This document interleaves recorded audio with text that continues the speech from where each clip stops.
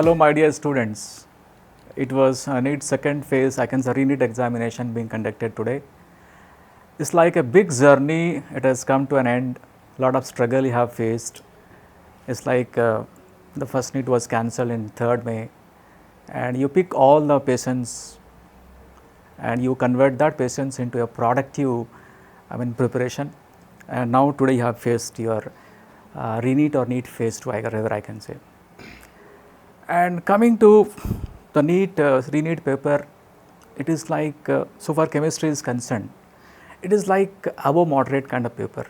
You see many questions, they find it, if I talk about physical chemistry, okay, questions are a bit conceptual, some question need some kind of derivations, okay, questions bit lengthy, I can say 4 to 5 questions are quite difficult. Still coming to the students of RCC, I don't think they face much difficulty in solving this kind of paper.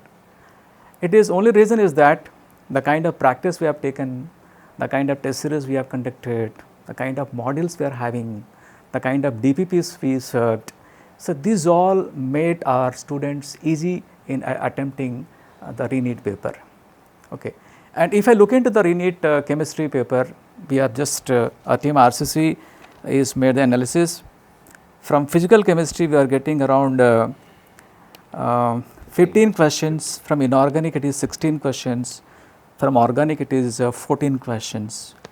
When I look into the analysis part, out of 15 questions of physical, what I traced is 3 questions found to be easy, 8 questions found to be medium, and 4 questions found to be difficult. It is not in the angle of RCC students. When a neutral student, a neutral, I can say parent, a neutral teacher, I am discussing this. अगर हम बाहर खड़ा रहता, out of this mob, when I see the students' mindset, I can feel from physical 3 questions found to be easy, 8 questions found to be medium, and 4 questions found to be difficult. And coming to inorganic, we are having 16 questions, and out of 16 questions, 14 questions found to be very easy, and 2 questions found to be medium. And coming to organic, quite exceptional here, 3 questions found to be easy, 4 questions found to be medium, and 7 questions found to be difficult. I don't think this is the scenario with RCC students. It's only because the kind of teaching we are having, the kind of academic program we had, that made our students easy in facing any kind of difficult paper. Okay. Now I request Prashant sir to share his experience.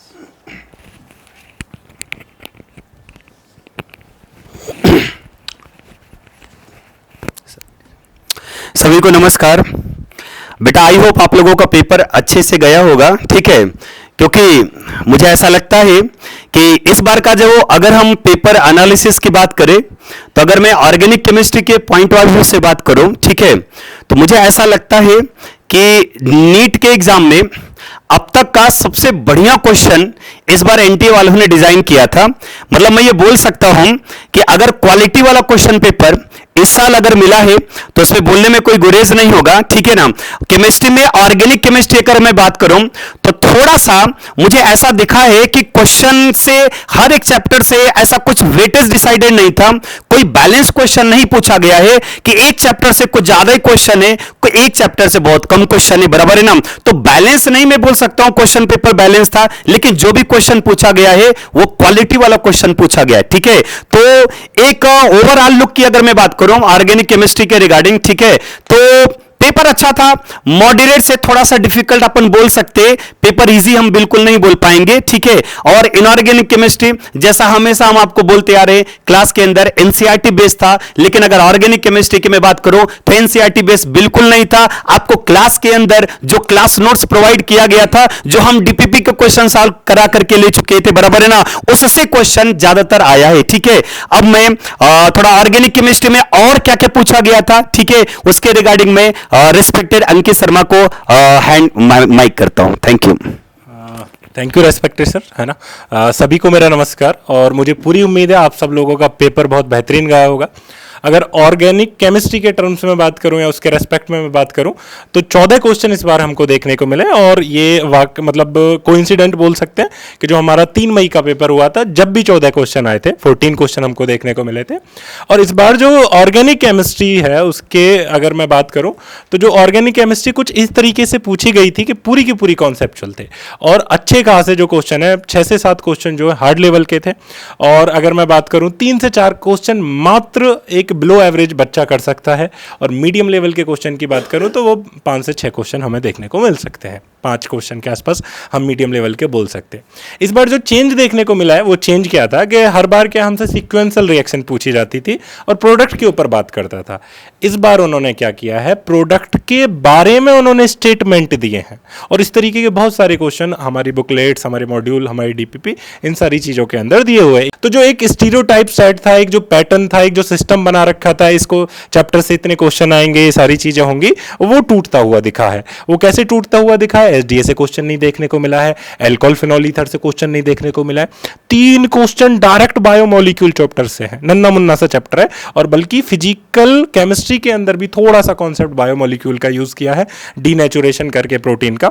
और उसके साथ साथ ये तो organic के बारे में हुआ, इनऑर्गेनिक का वेटेज बढ़ा दिया। इस बार हमको पता है कितने क्वेश्चन देखने को मिल रहे हैं? 16 क्वेश्चन इनऑर्गेनिक केमिस्ट्री से देखने को मिल रहा है। कोई जमाना हुआ करता था 10, जब 10, 11, 12, 13 क्वेश्चन देखने को मिलते थे। इस बार फिजिकल केमिस्ट्री से भी आगे निकल गया, और सेम चीज उन्होंने इनऑर्गेनिक केमिस्ट्री के अंदर करी है। इनऑर्गेनिक केमिस्ट्री के अंदर अपना कोऑर्डिनेशन केमिस्ट्री से 7 क्वेश्चन, 6 क्वेश्चन डाल दिए। तो कोई उन्होंने पैटर्न को फॉलो नहीं किया है। अगर इसको दूसरे तरीके से भी देख सकते हैं कि बच्चों को सरप्राइज किया गया है, या आप ये भी बोल सकते हैं कि कुछ चैप्टर्स के साथ जस्टिस नहीं हुई है। ठीक है, मैं माइक हैंड ओवर करूंगा रेस्पेक्टेड सिद्धार्थ सर को, वो फिजिकल के बारे में शायद कुछ बोलना चाहे। Thank thank you Ankit sir. Definitely paper देखने के बाद, केमिस्ट्री का पेपर देखने के बाद एक चीज़ एहसास हो रहा है कि एज यूजुअल जैसा रहता है नेचर फिजिकल का, इनऑर्गेनिक का, ऑर्गेनिक का, वैसा ही उन्होंने पेपर को रखा है। Like inorganic is always easy, तो उस तरह से इजी दिया है। फिजिकल को थोड़ा सा उन्होंने स्मार्टली खेला है, और ऑर्गेनिक में भी कहीं ना कहीं स्मार्टली खेला है। जो आपने कहा वो डेफिनेटली वो ट्रेंड को ब्रेक करा है। और जो क्या कहते हैं ना, एकेडमिक क्वेश्चंस जैसे आते थे पहले, आते थे ना कि मान लो कि अगर कोई सॉल्यूशन से क्वेश्चन आ रहा है तो कैलकुलेट करो, क्या कहते हैं, एलिवेशन इन बॉइलिंग पॉइंट, वो ट्रेंड नहीं रहा। क्वेश्चंस का फ्रेम करने का तरीका ही पूछ लिया। जितने भी क्वेश्चंस आए हैं वो सारे लगभग नए तरह के क्वेश्चंस आए हैं। और फिजिकल केमिस्ट्री में देखा जाए तो 1-2 क्वेश्चन ऐसे भी थे कि जो आपका टाइम वेस्ट ज्यादा करवा सकते थे। जैसे आयनिक इक्विलिब्रियम का जो क्वेश्चन आया है केएसपी पे, वो बहुत ही माइन्यूट डिसीजन उस पे आता है। तो आई होप कि वो क्वेश्चन छोड़ने लायक था, कि वो क्वेश्चंस, क्योंकि अगर आप वो क्वेश्चन को एग्जामिनेशन हॉल में करने के लिए जाते तो definitely it will take more than 1 minute और 2 मिनट्स। सो कहने का ये है कि फिजिकल मॉडरेट टू टफ अपन कह सकते हैं। Inorganic was quietly easy, and yes 4 questions is only difficult, and organic तो आप जान ही रहे कि लगभग 4-5 क्वेश्चंस इजी थे, रेस्ट ऑफ वो पूछा था, अच्छा स्मार्ट क्वेश्चंस उस पे बनाए थे। ठीक है, थैंक यू। क्या सर, एक मेरा क्वेश्चन था, है ना, पूरी की पूरी टीम है, और क्वेश्चन कुछ इस तरीके से है ना, आप लोगों ने भी बच्चे फेस किया होगा कि क्या 1 घंटे या 50 मिनट के अंदर हम केमिस्ट्री को कर सकते? तो मुझे लगता है उसका आंसर है नहीं। ठीक है ना, 50 मिनट 45 मिनट के अंदर जो हम नॉर्मली केमिस्ट्री करते हैं वो नहीं हो पाएगा इस बार। और बहुत सारे बच्चों से अब तक बात हो चुकी है, रेस्पेक्टेड सूरी सर की, प्रशांत सर की, सिद्धार्थ सर की, इवन मेरी भी। तो बच्चे क्या बोल रहे हैं कि सर समय हमारे पास कम रहा, है ना, क्योंकि फिजिक्स भी अच्छा खासा लेंथी था, बायो भी शायद लेंथी ही बता रहे हैं, और हमारा जो केमिस्ट्री का पेपर है जो अब तक का सबसे हार्ड पेपर बोल ही सकते हैं सर। ठीक है, इवन इन्होंने 25 को भी पीछे छोड़ दिया। तो 50-45 मिनट के अंदर पेपर नहीं हो सकता था, टाइम टेकिंग पेपर था, एक बेहतरीन पेपर था।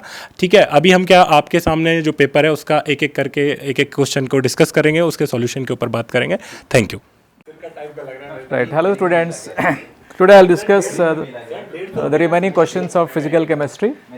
Actually we are discussing set number 70 it seems. Okay.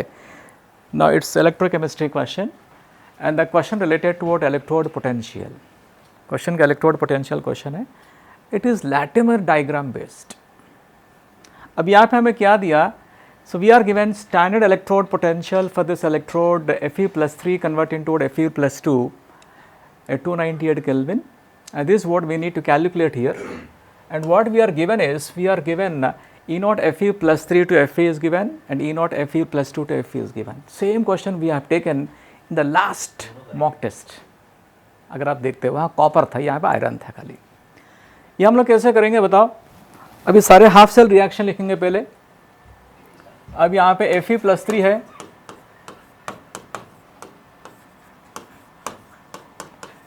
मैं इस हाफ सेल का इलेक्ट्रोड पोटेंशियल चाहिए था.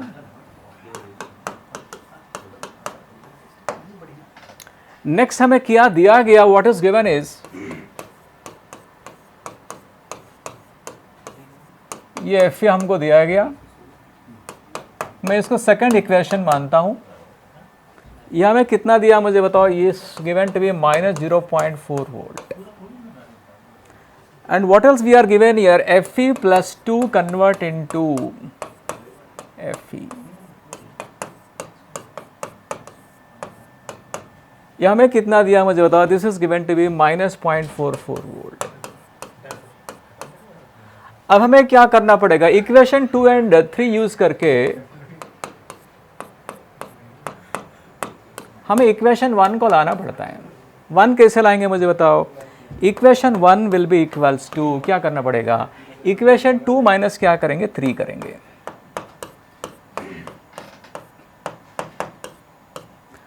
नेक्स्ट यहां पर हमको डेल्टा जी अप्लाई करना पड़ेगा. मैं डायरेक्टली यहां सॉल्व करता हूं. ये आपका होगा N1 E naught 1 होगा इज इक्वल टू, सीधा लिखो N2 E naught 2 लिखेंगे, माइनस क्या लिखेंगे बताओ N3 E naught 3 लिखते हैं. अब यहाँ पे E naught 1 हमें निकालना था, बराबर है. ये आपको मिलेगा N2 E naught 2 मिलेगा minus N3 E naught 3 upon क्या करें हम लोग E naught 1 करते हैं. अब यहाँ पे जो N1 N2 N3 हुआ, these are the number of electron transfer. अब यहाँ पे N1 कितना मुझे बताओ. N1 आपका 1 इलेक्ट्रॉन है. N2 आपका यहाँ पे 3 इलेक्ट्रॉन्स है. N3 कितना मुझे बताओ 2 इलेक्ट्रॉन है. आप सारे डाटा यहाँ सब्स्टिट्यूट करेंगे और आपको ऑप्शन 3 मिलेगा. ठीक है. अगला क्वेश्चन देखते हैं.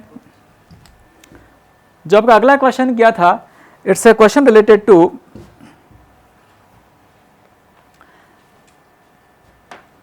ऑनसागर इक्वेशन. ये क्या बोलता है. For a salt XY which is a strong electrolyte, so we are plotting a graph between the molar conductivity versus square root of concentration, and we are given the slope over here, and we are given the concentration of XY, and you need to find the value of lambda m. Lambda m is given, and you need to find the limiting molar conductivity of Y minus. In addition, what we are given is we are given the limiting molar conductivity of X. यहाँ पे हम लोग क्या करेंगे. We know that the molar conductivity at given concentration can be given by minus A into A आपका constant है into square root of concentration करेंगे, plus हम लोग करेंगे limiting molar conductivity of electrolyte X. अब यहाँ पे what data is given to you. हमें कॉन्सेंट्रेशन कितना दिया मुझे बताओ. Concentration is given to be 0.01 molar. Next what else we are given. Your slope is given.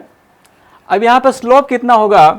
This if I compare with minus Y equal to minus mx plus से comparison करता हूँ तो हमें स्लोप कितना मिलेगा. The slope is nothing but ये आपका minus ए होगा कांस्टेंट जो है. हमें स्लोप कितना दिया है. The slope is given to be 90 something year. अब यहाँ कोई यूनिट कन्वर्शन का प्रॉब्लम नहीं है. Next what else we need is, next we are given the molar conductivity at given concentration. यह हमें कितना दिया मुझे बताओ. This is given to be 145. Okay. अब यहाँ सारे डाटा हम लोग सब्स्टिट्यूट करेंगे. ये आपका लैम्बडा एम कितना बताओ 145 है. ओके. ए हमें कितना दिया है 90 दिया है माइनस है. कॉन्सेंट्रेशन 0.01 है, स्क्वायर रूट अपना 0.1 मिल जाएगा, प्लस हमको क्या चाहिए था मुझे बता लिमिटिंग मोलार कंडक्टिविटी चाहिए था. अब ये लिमिटिंग मोलार कंडक्टिविटी कितना मिलेगा देखो. लिमिटिंग मोलार कंडक्टिविटी मिलेगा आपको माइनस से 90 बराबर है और माइनस 90 दिया है.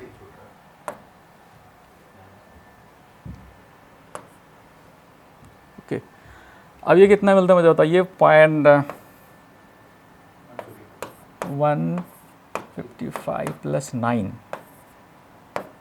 ये कितना मिलेगा अपना 154 मिलेगा, बराबर है। And limiting molar conductivity of X Y जो है इज इक्वल टू, हम लोग क्या करेंगे, limiting molar conductivity of X by applying Kohlrausch's law, plus हम लोग क्या करेंगे, limiting molar conductivity of Y minus करेंगे, बराबर है। अब ये हमें कितना दिया गया है, this is given to be 154,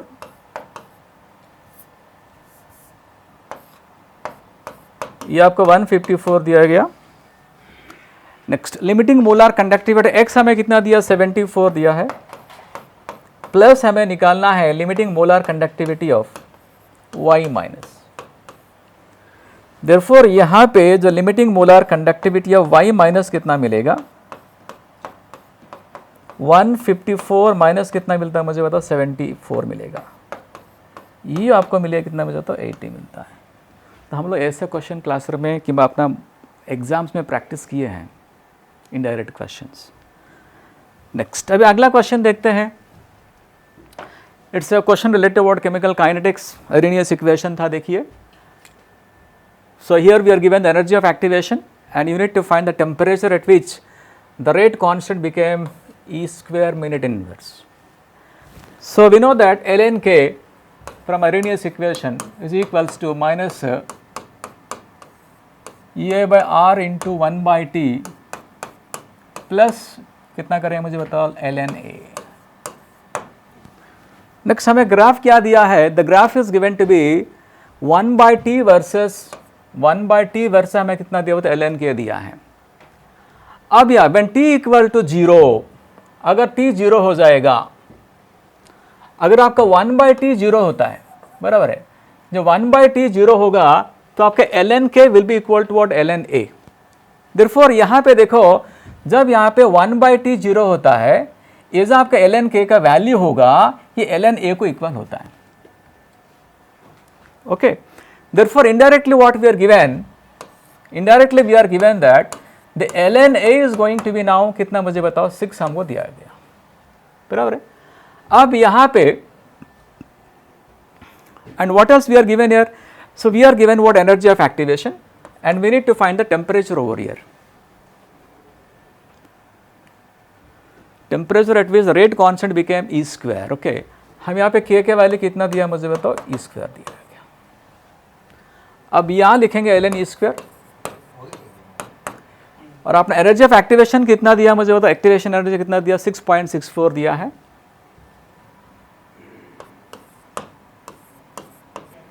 minus 6.64 अपन हम लोग कितना करेंगे, आर आपका ये किलो जूल में दिया है, ये भी किलो जूल में लेंगे, 1 by T करेंगे, इसको 6 लिखेंगे, बराबर है। अब यहाँ पे ln E का वैल्यू कितना मुझे बताओ, ln E स्क्वायर का मीनिंग होता है 2 ln E है, नथिंग बट ln E का मीनिंग आपका log बेस E होगा, इसका वैल्यू आपका 1 है, ये पूरा वैल्यू आपका 2 होता है। ये आपका 2 हो गया, माइनस हम लोग कितना करेंगे, 6.64 करेंगे, ये आपका 8.314 है, 10 की पावर -3 हुआ, 1 by T प्लस 6 है। यहाँ सॉल्व करो, हमें T कितना मिलेगा, T is found to be around 200 kelvin it seems. T कितना मिलेगा ऑन सॉल्विंग, आपको मिलेगा 200 केल्विन। ठीक है, अगला क्वेश्चन देखते हैं। ये क्वेश्चन आपका था प्रैक्टिकल फिजिकल केमिस्ट्री का। यहाँ पे एक रिएक्टेंट अपना था ऑक्सैलिक एसिड आपका, और एक रिएक्टेंट आपका पोटेशियम परमंगनेट है, दोनों का रिएक्शन हुआ, और we need to find the volume of, sorry, we need to find the concentration of potassium permanganate that is required to react this given concentration and volume of oxalic acid directly. It's very simple over here. ये आपका oxalic acid हुआ, ये आपका potassium permanganate है, ये redox titration हुआ। oxalic acid का n factor कितना मुझे बताओ, ये 2 मिलेगा। अब ये कितना n फैक्टर है मुझे बताओ, ये 5 कहाँ है एसिडिक मीडियम में। Next, for this oxalic acid, what we are given here, volume is given. ये आपका 10 ml दिया है. कितना कॉन्सेंट्रेशन दिया मुझे बताओ, 0.25 मोलर. नेक्स्ट, हमें इसका वॉल्यूम कितना दिया मुझे बताओ, 10 ml दिया गया. हमें इसका कॉन्सेंट्रेशन का मोलारिटी चाहिए था, बराबर. अब ये कितना नॉर्मालिटी होगा, नॉर्मालिटी का तो मोलारिटी हम लोग कितना करेंगे, n फैक्टर करते हैं. अब यहाँ पे 0.25 इंटू कितना मुझे बताओ, 0.25 इंटू 2 करना पड़ता है, ये आपको 0.5 मिलेगा. ओके, अब ये कितना नॉर्मालिटी हमें निकालना है, तो मोलारिटी हम इंटू हम लोग कितना करेंगे, 5 करते हैं. नेक्स्ट, जब ये दोनों पूरा रिएक्शन करेंगे, they may not have same number of mole but they must have same number of gram और मिलीग्राम इक्विवेलेंट्स. देयरफॉर यहाँ पे हम लोग क्या करेंगे, N1V1 इक्वल टू हम लोग क्या करते हैं बताओ, N2V2 करेंगे. तो ऐसे करते हैं, यहाँ से हम लोग क्या निकालते हैं, N2 निकालेंगे, और N2 मिलने के बाद यहाँ से हम लोग फाइंड करेंगे, M2 फाइंड करते हैं. ये हमें कितना मिलेगा, 0.1 मोलर मिलता है. कितना मिलता है, 0.1 molar. So these are the questions of physical chemistry, but everyone, let us go for the physical chemistry discussion. पहला क्वेश्चन अपन ले रहे हैं एटॉमिक स्ट्रक्चर से. तो एटॉमिक स्ट्रक्चर से बहुत इजी क्वेश्चन आया, करेक्ट है ना.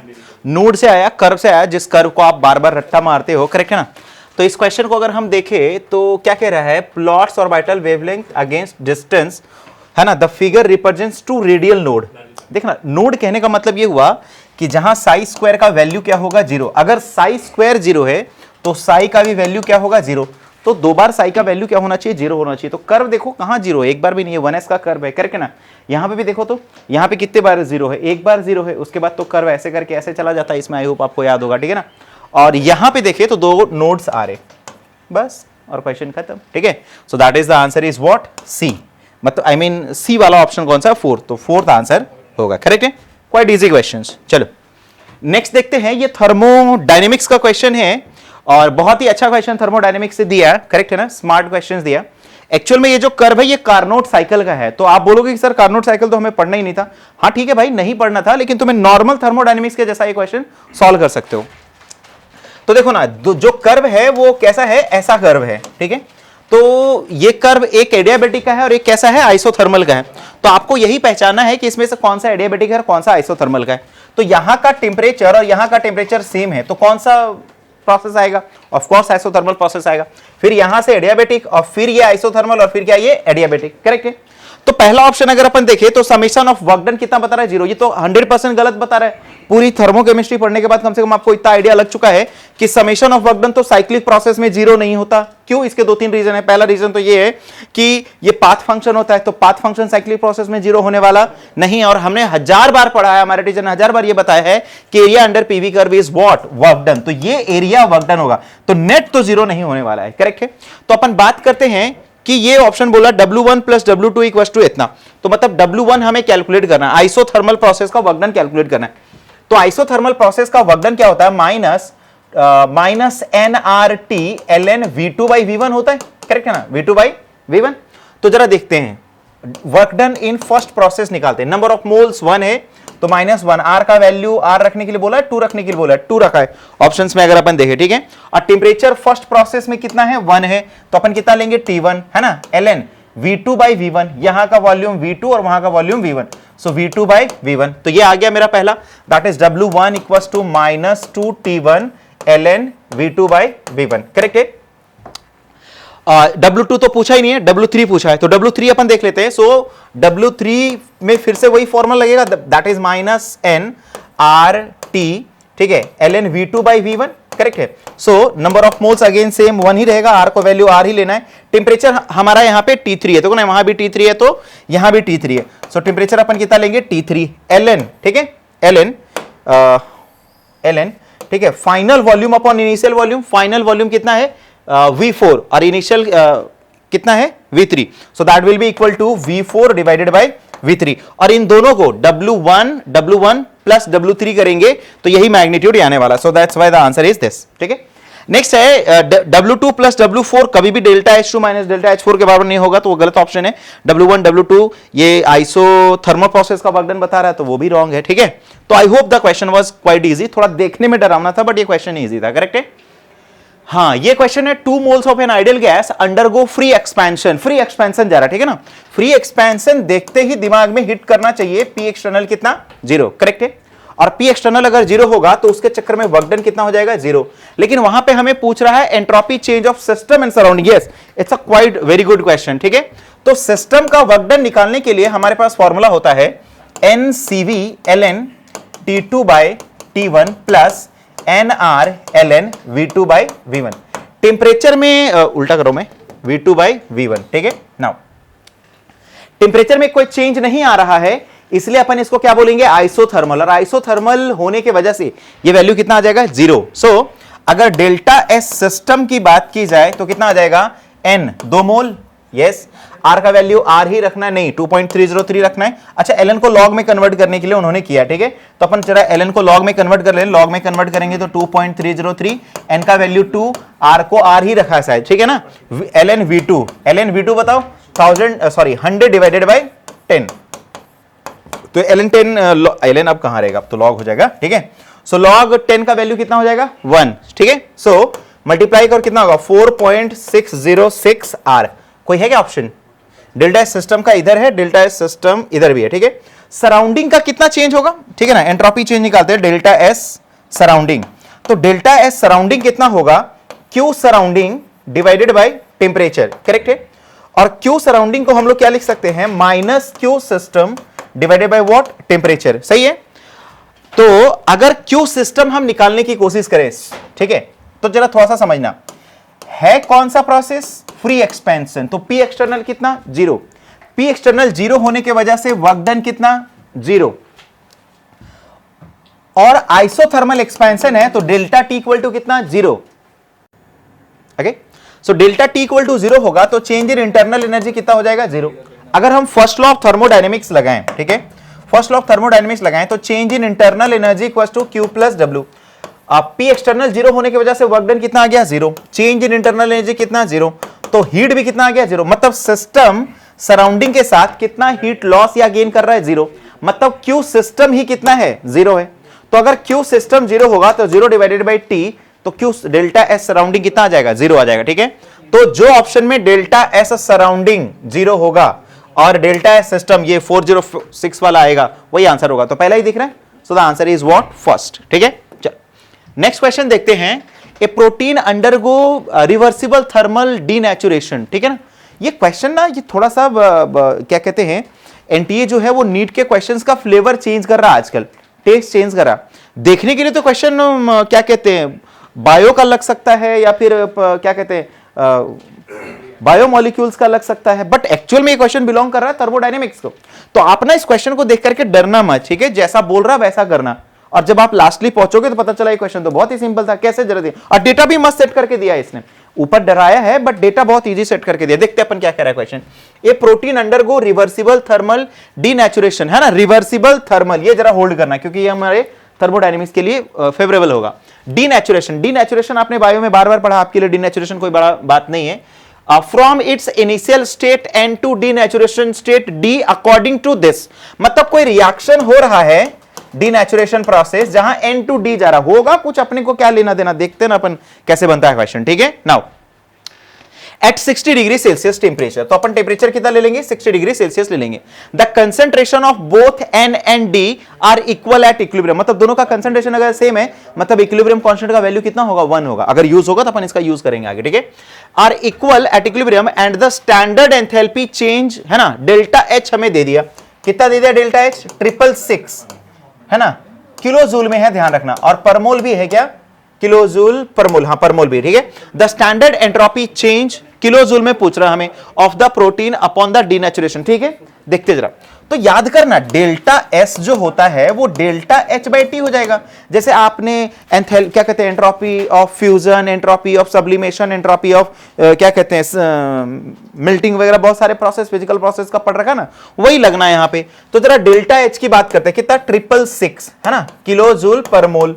और टेम्परेचर से डिवाइड करते हैं तो कितना 60 डिग्री सेल्सियस है, 273 से अपन ऐड करेंगे, आई होप ये 333 आएगा, ठीक है ना, हाँ 333 आएगा, तो 333 से अगर डिवाइड करा तो कितना आ जाएगा 2 आ जाएगा, ठीक है। So the answer is 2 kilo joule per mole. So the answer will B, कहां है 2 किलो जूल पर मोल, ये दिस इज द आंसर, ठीक है।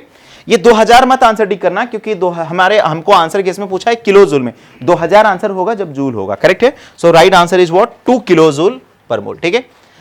Yes, here the lengthiest question of the paper. आप अगर चाहते तो इस क्वेश्चन को स्किप कर सकते थे, ये स्किप करने लायक क्वेश्चन था। अगर इस क्वेश्चन को जेन्युइनली आप सॉल्व करने के लिए जाओगे तो it will take more than 1 minute, है ना, जैसा कि सर ने स्टार्ट डिस्कशन में ही कहा कि पेपर 50-45 मिनट में कंप्लीट होने वाला नहीं था, तो स्पेशली उस कैटेगरी में यही क्वेश्चन आता, ठीक है ना। इसकी सॉलिबिलिटी चेक करना है। ऐसे तो ये फॉर्मूला क्या कहते हैं बहुत ईजी है, अगर डेटा कुछ और देता तो क्वेश्चन ईजी बच जाता, बट जिस तरीके से डेटा दिया है उस अकॉर्डिंग से थोड़ा क्वेश्चन लेंथी जा रहा है। हम जानते हैं कि अगर फॉर्मूला यूनिट सेम होता, मतलब ए बी टाइप के अगर सॉल्ट होते तो जिसकी केएसपी वैल्यू ज्यादा होता वो ज्यादा सॉल्युबल होता, लेकिन यहां पे सबका फॉर्मूला यूनिट अलग है। देखो इसका कितना है ए बी टाइप, मतलब ए कटायन बी अनायन ऐसा, ठीक है ना, और ये कैसा है A B 2 type, cation 1 anion 2, ठीक है, और ये भी कैसा है ए बी 2 टाइप, ठीक है। तो इन दोनों में हम इजीली कंपेयर कर सकते, क्योंकि इन दोनों का फॉर्मूला यूनिट क्या है, सेम है। तो जिसका अगर फॉर्मूला यूनिट सेम है तो जिसका केएसपी वैल्यू ज्यादा होगा उसकी सॉलिबिलिटी ज्यादा होगी, करेक्ट है। तो इन दोनों में केएसपी वैल्यू ज्यादा किसका है, जिंक हाइड्रोक्साइड का, करेक्ट है। तो जिंक हाइड्रोक्साइड की सॉलिबिलिटी ज्यादा आएगी, ठीक है, जिंक हाइड्रोक्साइड की सॉलिबिलिटी क्या आएगी, ज्यादा आएगी एज कंपेयर टू HgCl2, ठीक है। क्यों, क्योंकि उसकी अगर हम HgCl2 और जिंक हाइड्रोक्साइड में कंपेयर करें तो जिंक हाइड्रोक्साइड का केएसपी वैल्यू क्या है, ज्यादा है, तो उसकी सॉलिबिलिटी ज्यादा आएगी, ठीक है। नेक्स्ट अगर हम बात करें AgBr का, ठीक है ना, सो केएसपी AgBr की सॉलिबिलिटी निकाले फर्स्ट ऑप्शन का, ठीक है, तो that will be solubility equal to root under KSP, जो भी फॉर्मूला आपको पता उसके अकॉर्डिंग से, so it will be equal to root under 5 into 10 raise to the power -13, it will be 0.5 into 10 raise to the power -6 root, ठीक है ना। तो इसका जो वैल्यू आता है वो आता है √5 का वैल्यू कितना आएगा, लगभग 7 इंटू 7 49 ना, यस, तो 0.7 के आसपास आ जाएगा। तो 0.7 into 10 raise to the power -6 मतलब कितना, 6 इंटू 10 टू पावर -7, करेक्ट है। So this is the solubility of किसका, AgBr। नाउ अगर इन दोनों में हम कंपेयर करेंगे जिंक हाइड्रोक्साइड और Hg2Cl2 में, ठीक है। अच्छा, Hg2Cl2 में आप एक क्वेश्चन पूछ सकते हो कि सर आपने इसको Ab2 क्यों बोला, तो इसमें एक मेजर कंसेप्ट है, आई होप आपने ये पढ़ रखा होगा कि ये जो Hg2Cl2 है ये ब्रेक होता है Hg2 plus 2 and what 2Cl minus में, ठीक है ना, ऐसे ब्रेक होता है। क्यों, क्योंकि Hg मर्क्यूरी और मर्क्यूरी के बीच में ना एक कोवलेंट क्या कहते हैं, बॉन्ड होता है, ठीक है, ये आपको याद रखना चाहिए था। तो इसलिए उसका फॉर्मूला यूनिट क्या करता है, मैच करता है। फिर से अपन बात करते हैं, इन दोनों का फॉर्मूला यूनिट मैच कर रहा है, ठीक है। तो इन दोनों का फॉर्मूला यूनिट मैच कर रहा है, जिसका केएसपी वैल्यू कम होगा उसकी सॉलिबिलिटी कम होगी, जिसका केएसपी वैल्यू ज्यादा होगा उसका सॉलिबिलिटी ज्यादा होगा। तो इसका केएसपी वैल्यू ज्यादा है तो इसकी सॉलिबिलिटी क्या होगी, कम होगी। तो इसी से कंपेयर कर लेते हैं उसको, ठीक है, AgBr को। तो अपन अगर जिंक हाइड्रोक्साइड का सॉलिबिलिटी निकालेंगे तो फॉर्मूला होता है KSP upon x raise to the power x, y raise to the power y and whole raise to the power 1 upon x plus y, या फिर आपको जिस मेथड से आता है उस मेथड से भी करोगे, सेम आंसर तक अपन पहुंचेंगे, ठीक है। सो नाउ अगर बात करेंगे x का वैल्यू 1 है, एक्चुअल में अपन ऐसे कंसीडर करते हैं AXBY ऐसा सॉल्व, ठीक है ना। तो ये क्या है, Z1 है और OH कितना है, 2 है, तो x का वैल्यू 1 आ गया और y का वैल्यू कितना आ गया, 2 आ गया। So it is solubility is equal to KSP का वैल्यू हमें कितना दे रखा है, 10 रेज टू द पावर -15, ठीक है, 10 raise power -15 divided by x का पावर x मतलब 1 का पावर 1 और 2 का पावर कितना 2 whole raise to the power कितना 1/3, ठीक है। So that will be equal to 1/4, है ना, 1/4 into 10 raise to the power -15 raise to the power कितना 1/3। तो ये आ जाएगा 1/4 इंटू 10 रेज पावर -5 और इस पे पावर कितना 1/3, करेक्ट। तो अभी आप देखो ना, जिंक हाइड्रोक्साइड की सॉलिबिलिटी क्या आ रही है, ज्यादा आ रही है, और जिंक हाइड्रोक्साइड की सॉलिबिलिटी ज्यादा आएगी, उसके बाद सॉलिबिलिटी किसकी आएगी, AgBr की आएगी, ठीक है, क्योंकि कितना 10⁻⁷ और उससे भी कम सॉलिबिलिटी किसकी आएगी, Hg2Cl2 आएगी, करेक्ट है। So that is the question. Next अगर अपन बात करें the correct decreasing order of oxidation state, इसमें बताने का आई होप जरूरत नहीं होना चाहिए, ऑक्सीडेशन स्टेट आपको आज आता है, करेक्ट है ना। सो देख लो अभी चेक करके, है ना, करेक्ट ऑप्शंस चेक करते हैं यहीं पे। फॉस्फोरस का कितना, अगर फॉस्फोरस का x मानेंगे तो 4 कर लो ना, इधर कितना होगा 4x minus 12 equal to 0, so x equal to कितना +3, तो फॉस्फोरस यहाँ पे +3 में, क्लोरीन यहाँ पे कितने पे +7 पे, एल्यूमिनियम कितने पे होगा, हमेशा +3 पे रहता है, तो क्या डिक्रीजिंग ऑर्डर में है, नहीं है, गया काम से। फॉस्फोरस के बारे में अगर बात करें तो कितना आएगा 2.5, है ना, क्योंकि फॉस्फोरस कितना 4x और माइनस कितना 20 इज इक्वल टू कितना 0, सो x इक्वल टू कितना आ जाएगा +5 आ जाएगा, सो इट इज +5, सल्फर +6, तो ये तो गलत ही हो गया पहले ही में, ठीक है। नेक्स्ट N2O5 में नाइट्रोजन +5, Al2O3 में एल्यूमिनियम +3 और सल्फर कितना -2। आई होप ये करेक्ट जा रहा है, ठीक है ना। तो आंसर कौन सा हो जाएगा, यही हो जाएगा। अब बहुत इजी है, ऑक्सीडेशन स्टेट निकाल के आपका उम्र निकल चुका है, ठीक है ना। सो that is the right answer, ठीक है। चलो नेक्स्ट देखते हैं। Consider the following statement about the solution formed by mixing two liquids, correct है ना। सॉरी, एन आइडियल सॉल्यूशन 10, बहुत इजी क्वेश्चन है यार, है ना। एन आइडियल सॉल्यूशन, भाई साहब ने पहले ही डिक्लेयर कर दिया कि सॉल्यूशन कैसा है, आइडियल है। 10 फॉर्म्ड ऑबे रॉल्स लॉ, अगर आइडियल है तो रॉल्स लॉ फॉलो करेगा, रॉल्स लॉ को फॉलो कर रहा है तो आइडियल होगा। Law through out the composition range, yes, जो रेंज है उसके रेंज में क्या करेगा वो आइडियल होगा, तो रॉल्स लॉ को फॉलो करेगा। Mixture of chloroform and acetone shows negative deviation, yes, ये भी करेक्ट है। सो दिस इज, ये भी करेक्ट है और ये भी करेक्ट है, क्योंकि आपको पता है क्लोरोफॉर्म वाला आपके सर ने बहुत ही डिटेल में बताया है कि जब भी कभी, है ना, CH3 है ये और ये क्या है CH3, तो ये दो बातों का एक्सेप्शन है। पहला बात तो ये है कि कार्बन से अटैच, है ना, phone FON, fluorine oxygen nitrogen से अटैच्ड हाइड्रोजन ही हाइड्रोजन बॉन्ड बनाते हैं, लेकिन क्लोरोफॉर्म और एसीटोन के मिक्सचर में कार्बन से अटैच्ड हाइड्रोजन भी हाइड्रोजन बॉन्ड बनाता है। तो यहां पे पहले इनके पास डाइपोल डाइपोल इंटरेक्शन रहता है और इन दोनों को मिक्स करने के बाद H बॉन्ड बन जाता है, तो फोर्स ऑफ अट्रैक्शन बढ़ने की वजह से इनका डेविएशन कैसा आएगा, नेगेटिव डेविएशन आएगा। तो बोथ आर करेक्ट, करेक्ट है ना। सो A एंड B ओनली। अच्छा, सी ऑप्शन को तो हमने पढ़ा ही नहीं। That is what, mixture of aniline and phenol shows positive deviation. नहीं भाई, ये तो नेगेटिव डेविएशन शो करता है। क्यों?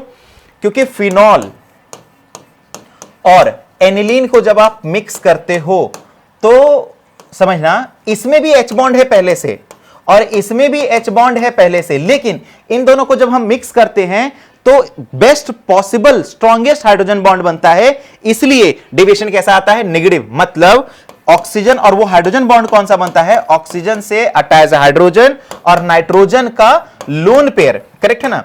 हाइड्रोजन का क्या, लोन पेयर, इनके बीच में जो अट्रैक्शन वाला हाइड्रोजन बॉन्ड बनता है उनका फोर्स ऑफ अट्रैक्शन ज्यादा होता है और फोर्स ऑफ अट्रैक्शन बढ़ने की वजह से नेगेटिव डेविएशन आता है, लेकिन यहां पे इन्होंने बोल रहा है पॉजिटिव डेविएशन, तो सी गलत है। जहां जहां सी होगा वो आंसर नहीं हो सकता ना। So that's why the answer is what, A and B, correct है। Next, moving towards the next question, again the solution, and I hope बहुत इजी क्वेश्चन यार, एक ही टॉपिक से 2 क्वेश्चन, वही तो बोला जा रहा है आपको कि ट्रेंड को ब्रेक करा इसने ना।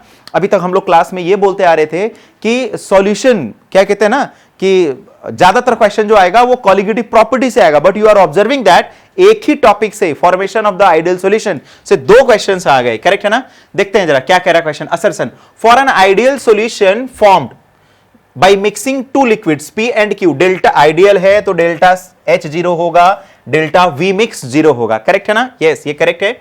नाउ रीजन देखते हैं। No interaction occurs between P and Q, नहीं भाई, अगर सॉल्यूशन बना है ना, मिसिबल सॉल्यूशन है तो कंफर्म इंटरैक्शन हुआ होगा। हां, इंटरैक्शन जो पहले था सॉल्यूट और सॉल्यूट के बीच में, सॉल्वेंट और सॉल्वेंट के बीच में, वही इंटरैक्शन सॉल्यूट और सॉल्वेंट के भी बीच में रह गया, लेकिन इंटरैक्शन तो होता है। तो ये स्टेटमेंट उन्होंने गलत बोल दिया, तो पहला सही, दूसरा गलत। In the light of the above statement choose the most appropriate answer from the, ठीक है, अप्रोप्रिएट चूज करना है, तो A सही और B गलत, है ना। असर्शन सही और रीजन गलत, है ना। The answer is what, 4th, correct है। चलो, नमस्कार दोस्तों, हाँ, आज आपके सामने फिजिकल केमिस्ट्री का एक क्वेश्चन है जो है मोल कॉन्सेप्ट का, ठीक है। ये जो सवाल है हमसे जो पूछा गया बेटा सवाल सिग्निफिकेंट फिगर का है। शायद मुझे लग रहा है पहली बार आया होगा, या अगर आया होगा तो हो सकता है जब आपके पिताजी नीट देते हो उस समय आया हो, आपकी माताजी नीट देते हो उस समय आया हो। रेसेंट डेज में नहीं देखा गया है, जेई मेंस के अंदर ये सवाल ऐसा देखने को मिलता है। ठीक है, हमको क्या करना है, इसको राउंड ऑफ करना है। राउंड ऑफ करने का मतलब समझना कि देखो लास्ट वाले नंबर को हटाना होता है। अब हटाने के लिए क्या करना है कि अगर ये 5 से बड़ा नंबर है, ये 5 से बड़ा नंबर है, तो ये जो इससे पहले वाला एक नंबर है उसको एक नंबर बढ़ा देते हैं। अगर मान लो यहां 6 होता, 7 होता, 8 होता, 9 होता, तो बेटा ये जो 4 है 5 हो जाता, ये जो 3 है ये 4 हो जाता। समझ पा रहे हैं? अगर ये 4 से 4, 3 या फिर 1, 2 होता, मतलब 5 से छोटा होता, तो ये जो नंबर है सेम रहता, मतलब 4 का 4 रहता और 3 का 3 रहता। लेकिन ये नंबर दिया हुआ है बेटा 5। तो इसके लिए 2 रूल होते हैं कि अगर 5 से पहले जो नंबर है वो इवन है तो बेटा उसको टच नहीं करने का, उसको ऐसे ही छोड़ दो। और अगर बेटा 5 से पहले नंबर जो है वो ऑड है, जो कि 3 है, तो उसको 1 बढ़ा देते। तो मतलब 3 में क्या करेंगे, 1 ऐड कर देंगे तो क्या हो जाएगा 4। तो बेटा पहला नंबर जो हमारे सामने आएगा वो आएगा 17, 0, 1 और 4। और अगर मैं इसको राउंड ऑफ करने जाऊंगा तो मुझे आंसर मिलेगा 2, 1, 0 और बेटा ये 2 है और आगे आएगा 4। समझ पा रहे हो? ये आंसर होगा। अब देखो ऑप्शंस की तरफ आते हैं। यार पहला नहीं होगा, दूसरा नहीं होगा, तीसरा नहीं होगा, फोर्थ आंसर है। चलो अब हम आगे बढ़ेंगे। मोल कॉन्सेप्ट का एक और क्वेश्चन है हमारे पास, है ना। मोल कॉन्सेप्ट का एक और जो क्वेश्चन है वो कुछ इस तरीके से है बेटा, the amount of carbon dioxide evolve, मतलब ये कंबसन की बात कर रहा है, upon complete combustion of 116 gram of n butane. ठीक है, हमको जो मास है कुछ हमारे एलिमेंट का दिया हुआ है। अब देखो इसके अंदर क्या है, एन ब्यूटेन की बात कर रहा है, तो एन ब्यूटेन का फॉर्मूला लिख लेंगे। क्या होता है, C4H10। बेटा हम इसके बाद बात करते हैं, क्या हमको ऑक्सीजन चाहिएगा। अगर हमको ऑक्सीजन चाहिए तो जितना भी कार्बन है सबको CO2 के अंदर कन्वर्ट कर दो दादा। जितना भी हाइड्रोजन है उससे वाटर मॉलिक्यूल बना दो। हाइड्रोजन कितना है बेटा 10, आधा क्या बनेगा वाटर मॉलिक्यूल, मतलब 5 पानी के मॉलिक्यूल बनेंगे। समझ पा रहे हैं बेटा? अब समझना कि देखो 1 मोल मुझको कितने दे रहा है, 4 CO2 दे रहा है। ठीक है, अगर मेरे पास 116 ग्राम क्या है, एन ब्यूटेन है, अगर मैं इससे मोल निकाल लूं किसके, एन ब्यूटेन के, तो मुझे पता लग जाएगा कि मुझे कितना मोल CO2 मिलेगा। तो बेटा अगर मैं मोल की बात करूं तो मेरे पास गिवन मास है 116। अब बेटा एन ब्यूटेन का मास कितना होता है, एन ब्यूटेन का मास होता है 58। जब हम इसे कैंसिल करेंगे तो मोल की वैल्यू होगी कितना बेटा 2। तो ब्यूटेन के मोल कितने हमारे पास 2, और बेटा 1 हमको कितना दे रहा था ब्यूटेन 4, और बेटा 2 कितना देगा 8। एकदम सिंपल सा मैथमेटिक्स है। अगर 1 रुपए की 2 टॉफी है तो 10 रुपए की कितनी टॉफी आएंगी, एकदम सिंपल यूनिटरी मेथड लगाना है बेटा। 8 मोल हमको CO2 मिलेगा। बच्चा हमको पता है कि देखो 1 मोल का जो मास होता है वो 44 होता है, तो 8 को सीधे सीधे 44 ग्राम से मल्टीप्लाई करेंगे। मल्टीप्लाई करने पे आपको पता है आंसर क्या आएगा, 352 ग्राम। ठीक है, ये हमारा आंसर आएगा। चलिए बस इतना ही है, फिजिकल केमिस्ट्री के बारे में मैं बात करना चाहूंगा, बस इतना। Thank you. मॉर्निंग डॉक्टर्स, आजच्या पेपरच्या सोल्युशनमध्ये बायोमॉलिक्यूलचा आलेला प्रश्न, the correct statement about the peptide and protein is, option पहा काय दिले, in alpha helix the polypeptide chain is twisted into left handed, actually ते राईट हँडेड असते, म्हणजे पहिलं स्टेटमेंट इन करेक्ट आहे. Tertiary structure of protein has 2 or more polypeptide, quaternary स्ट्रक्चरमध्ये असतात, बरोबर. तिसरा, only the protein having quaternary structure are biological active, it is also wrong. शेवटचं स्टेटमेंट जर पाहिलं, बीटा आपण क्लासमध्ये सांगितलेले बीटा प्लेटेड स्ट्रक्चरमध्ये पेप्टाइड चेन जे असतात, बरोबर, ड्रॅपरी फॉर्ममध्ये एकावरती एक असतात, आणि त्यांच्यामध्ये जी चेन असती ती आपली इंटरमॉलिक्युलर हायड्रोजन बॉन्डिंग असते. म्हणून ऑप्शन या ठिकाणी जे असेल ते करेक्ट ऑप्शन असेल लास्ट, बरोबर. चला पुढचा प्रश्न. या प्रश्नामध्ये व्हिटॅमिन दिलेत, पहिल्यांदा व्हिटॅमिन आणि व्हिटॅमिनच्या सोर्सवरती प्रश्न आलेला आहे, बरोबर. या साईडला लिस्ट फर्स्टमध्ये, कॉलम फर्स्टमध्ये व्हिटॅमिन दिलेत, कॉलम सेकंडमध्ये त्यांचे sources. Vitamin A, vitamin A जो पर्टिक्युलरली मिळतो सर्वांना माहिती आहे, लहानपणापासून ऐकतो आपण, त्याचा जो सोर्स आहे तो कॅरेट आहे. व्हिटॅमिन B12 सगळ्यात जास्त मीटमध्ये असतं ते, बरोबर. नंतर ॲक्च्युली व्हिटॅमिन ईचा जर विचार केला, ऑइल्स जे असतात बरोबर, मग त्या ऑइलमध्ये व्हिटॅमिन ई येणार आणि व्हिटॅमिन के जो येतो बरोबर, व्हिटॅमिन के साठी आपल्यासाठी ग्रीन लिफी व्हेजिटेबल्स होते, त्याच्यानुसार आपल्या NCERTशी रिलेटेड पूर्ण प्रश्न तसा याच्यासाठी ऑप्शन असेल आपल्यासाठी थर्ड, पहिल्यांदा आलेला पार्ट होता बरोबर. पुढे नंतर एक प्रश्न आला प्रॅक्टिकल ऑर्गॅनिक केमिस्ट्रीशी आणि बायोमॉलिक्यूल दोघाला कंबाईन करून. पहिल्यांदा असं झालं की बायोमॉलिक्यूल आणि त्याने प्रॅक्टिकल केमिस्ट्रीला कंबाईन केलं. काय होता प्रश्न, the amino acid that will give red blood colour on treating with its solution with sodium fusion extract with sodium nitroprusside. म्हणजे आपण प्रॅक्टिकल GOC मध्ये काय केलं, ॲक्च्युली आपण सोडियम एक्स्ट्रॅक्ट बनवला त्या अल्फा अमिनो ॲसिडचा, आणि त्याला जेव्हा सोडियम नायट्रोप्रोसाइड सोबत रिॲक्ट केलं तेव्हा ब्लड रेड कलर आला म्हणे. आता ब्लड रेड कलर कधी येतो, आपण ॲक्च्युली टेस्टमध्ये सांगितलेलं आहे, नायट्रोजन आणि सल्फर जेव्हा जेव्हा एखाद्या ऑर्गॅनिक कंपाऊंडमध्ये कंबाईनली प्रेझेंट असतात तेव्हा त्या ठिकाणी ब्लड रेड कलर येतो. म्हणजे या ठिकाणी आपल्याला अल्फा अमिनो ॲसिड म्हणजे नायट्रोजन तर असणारच आहे, पण त्या अल्फा अमिनो ॲसिडमध्ये सल्फर असेल तर डेफिनेटली त्या ठिकाणी ब्लड रेड कलर येणार आहे. मग आपल्याला sulphur containing alpha amino acid पाहायचे होते. आपल्या लिस्टमध्ये मिथिओनिन आणि सिस्टीन हे दोनच alpha amino acid sulphur containing, याच्यामध्ये कुठं दिसत आहे, एकच दिसत आहे मिथिओनिन, म्हणजे आन्सर इथं डेफिनेटली लास्ट असेल, दॅट इज मिथिओनिन. पुढचा प्रश्न होता अल्डिहाइड कीटोनचा. अल्डॉल कंडेन्सेशनवरती सर्वात मोठा लेंदी प्रश्न आलेला आहे. अल्डॉल कंडेन्सेशनवरती आत्तापर्यंत प्रॉपर्टीवरती आल्या, त्याच्या प्रोडक्टवरती आला, पण यावेळेस नंबर ऑफ प्रोडक्टवरती प्रश्न आला. कसा, the compound that can not be obtain from the aldol condensation reaction shown below. दोन कंपाऊंडचं अल्डॉल कंडेन्सेशन त्यांनी दिले, म्हणजे आपल्यासाठी ही मिक्स्ड अल्डॉल कंडेन्सेशन वाली रिॲक्शन. त्याच्यामध्ये त्यांनी हा एक कंपाऊंड दिला आणि दुसरा बेंझाल्डिहाइड दिला आहे. या दोघांमध्ये जेव्हा अल्डॉल कंडेन्सेशन होईल तर कोणता प्रोडक्ट, या ठिकाणी काय म्हटले पहा, कॅन नॉट फॉर्म्ड, कोणता तयार होणार नाही. आपल्याकडे जे क्लासमध्ये आपण स्कीम दिलेली आहे A+B रिॲक्शन जेव्हा देतो आपण, आता पहिला हा जो कंपाऊंड आहे याच्यामुळे याच्याकडे हा अल्फा कार्बन आहे, इथे अल्फा कार्बनला अल्फा हायड्रोजन आहे, म्हणजे याचं सेल्फ कंडेन्सेशन होणार, याच्या सेल्फ कंडेन्सेशनमुळे हा प्रोडक्ट भेटतो बरोबर. हा प्रोडक्ट जनरली आपण अशा पद्धतीनं काढलेला पण आहे, वर्गात शिकवलेला आहे.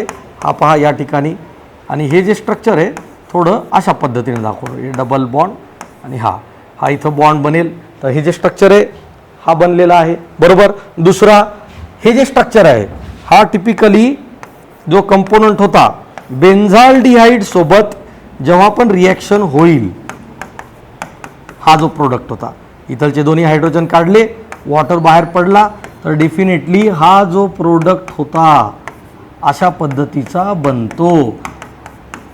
क्लिअर.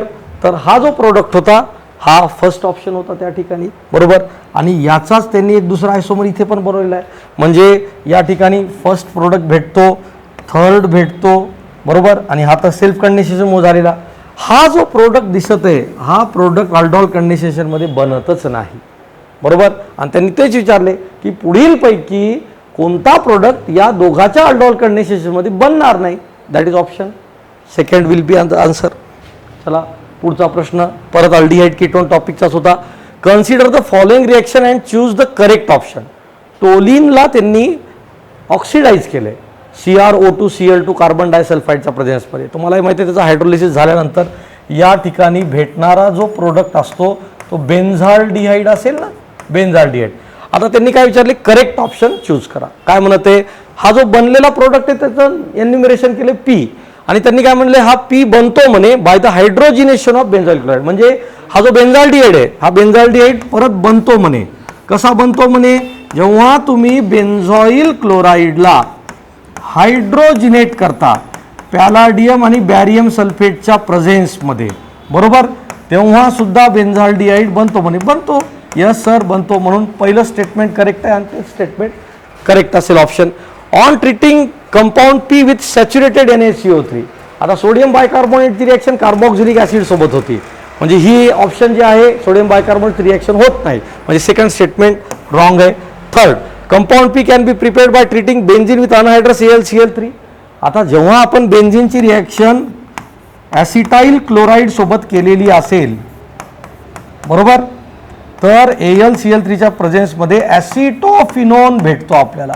काय भेटतो, ॲसिटोफिनोन. तर या ठिकाणी त्यांनी म्हटल्याप्रमाणे बेंझाल्डिहाइड भेटतो म्हणे, म्हणजे हे ऑप्शन सुद्धा रॉंग असेल. On treatment with bromine water compound P gives white PPT, that is also wrong option आहे.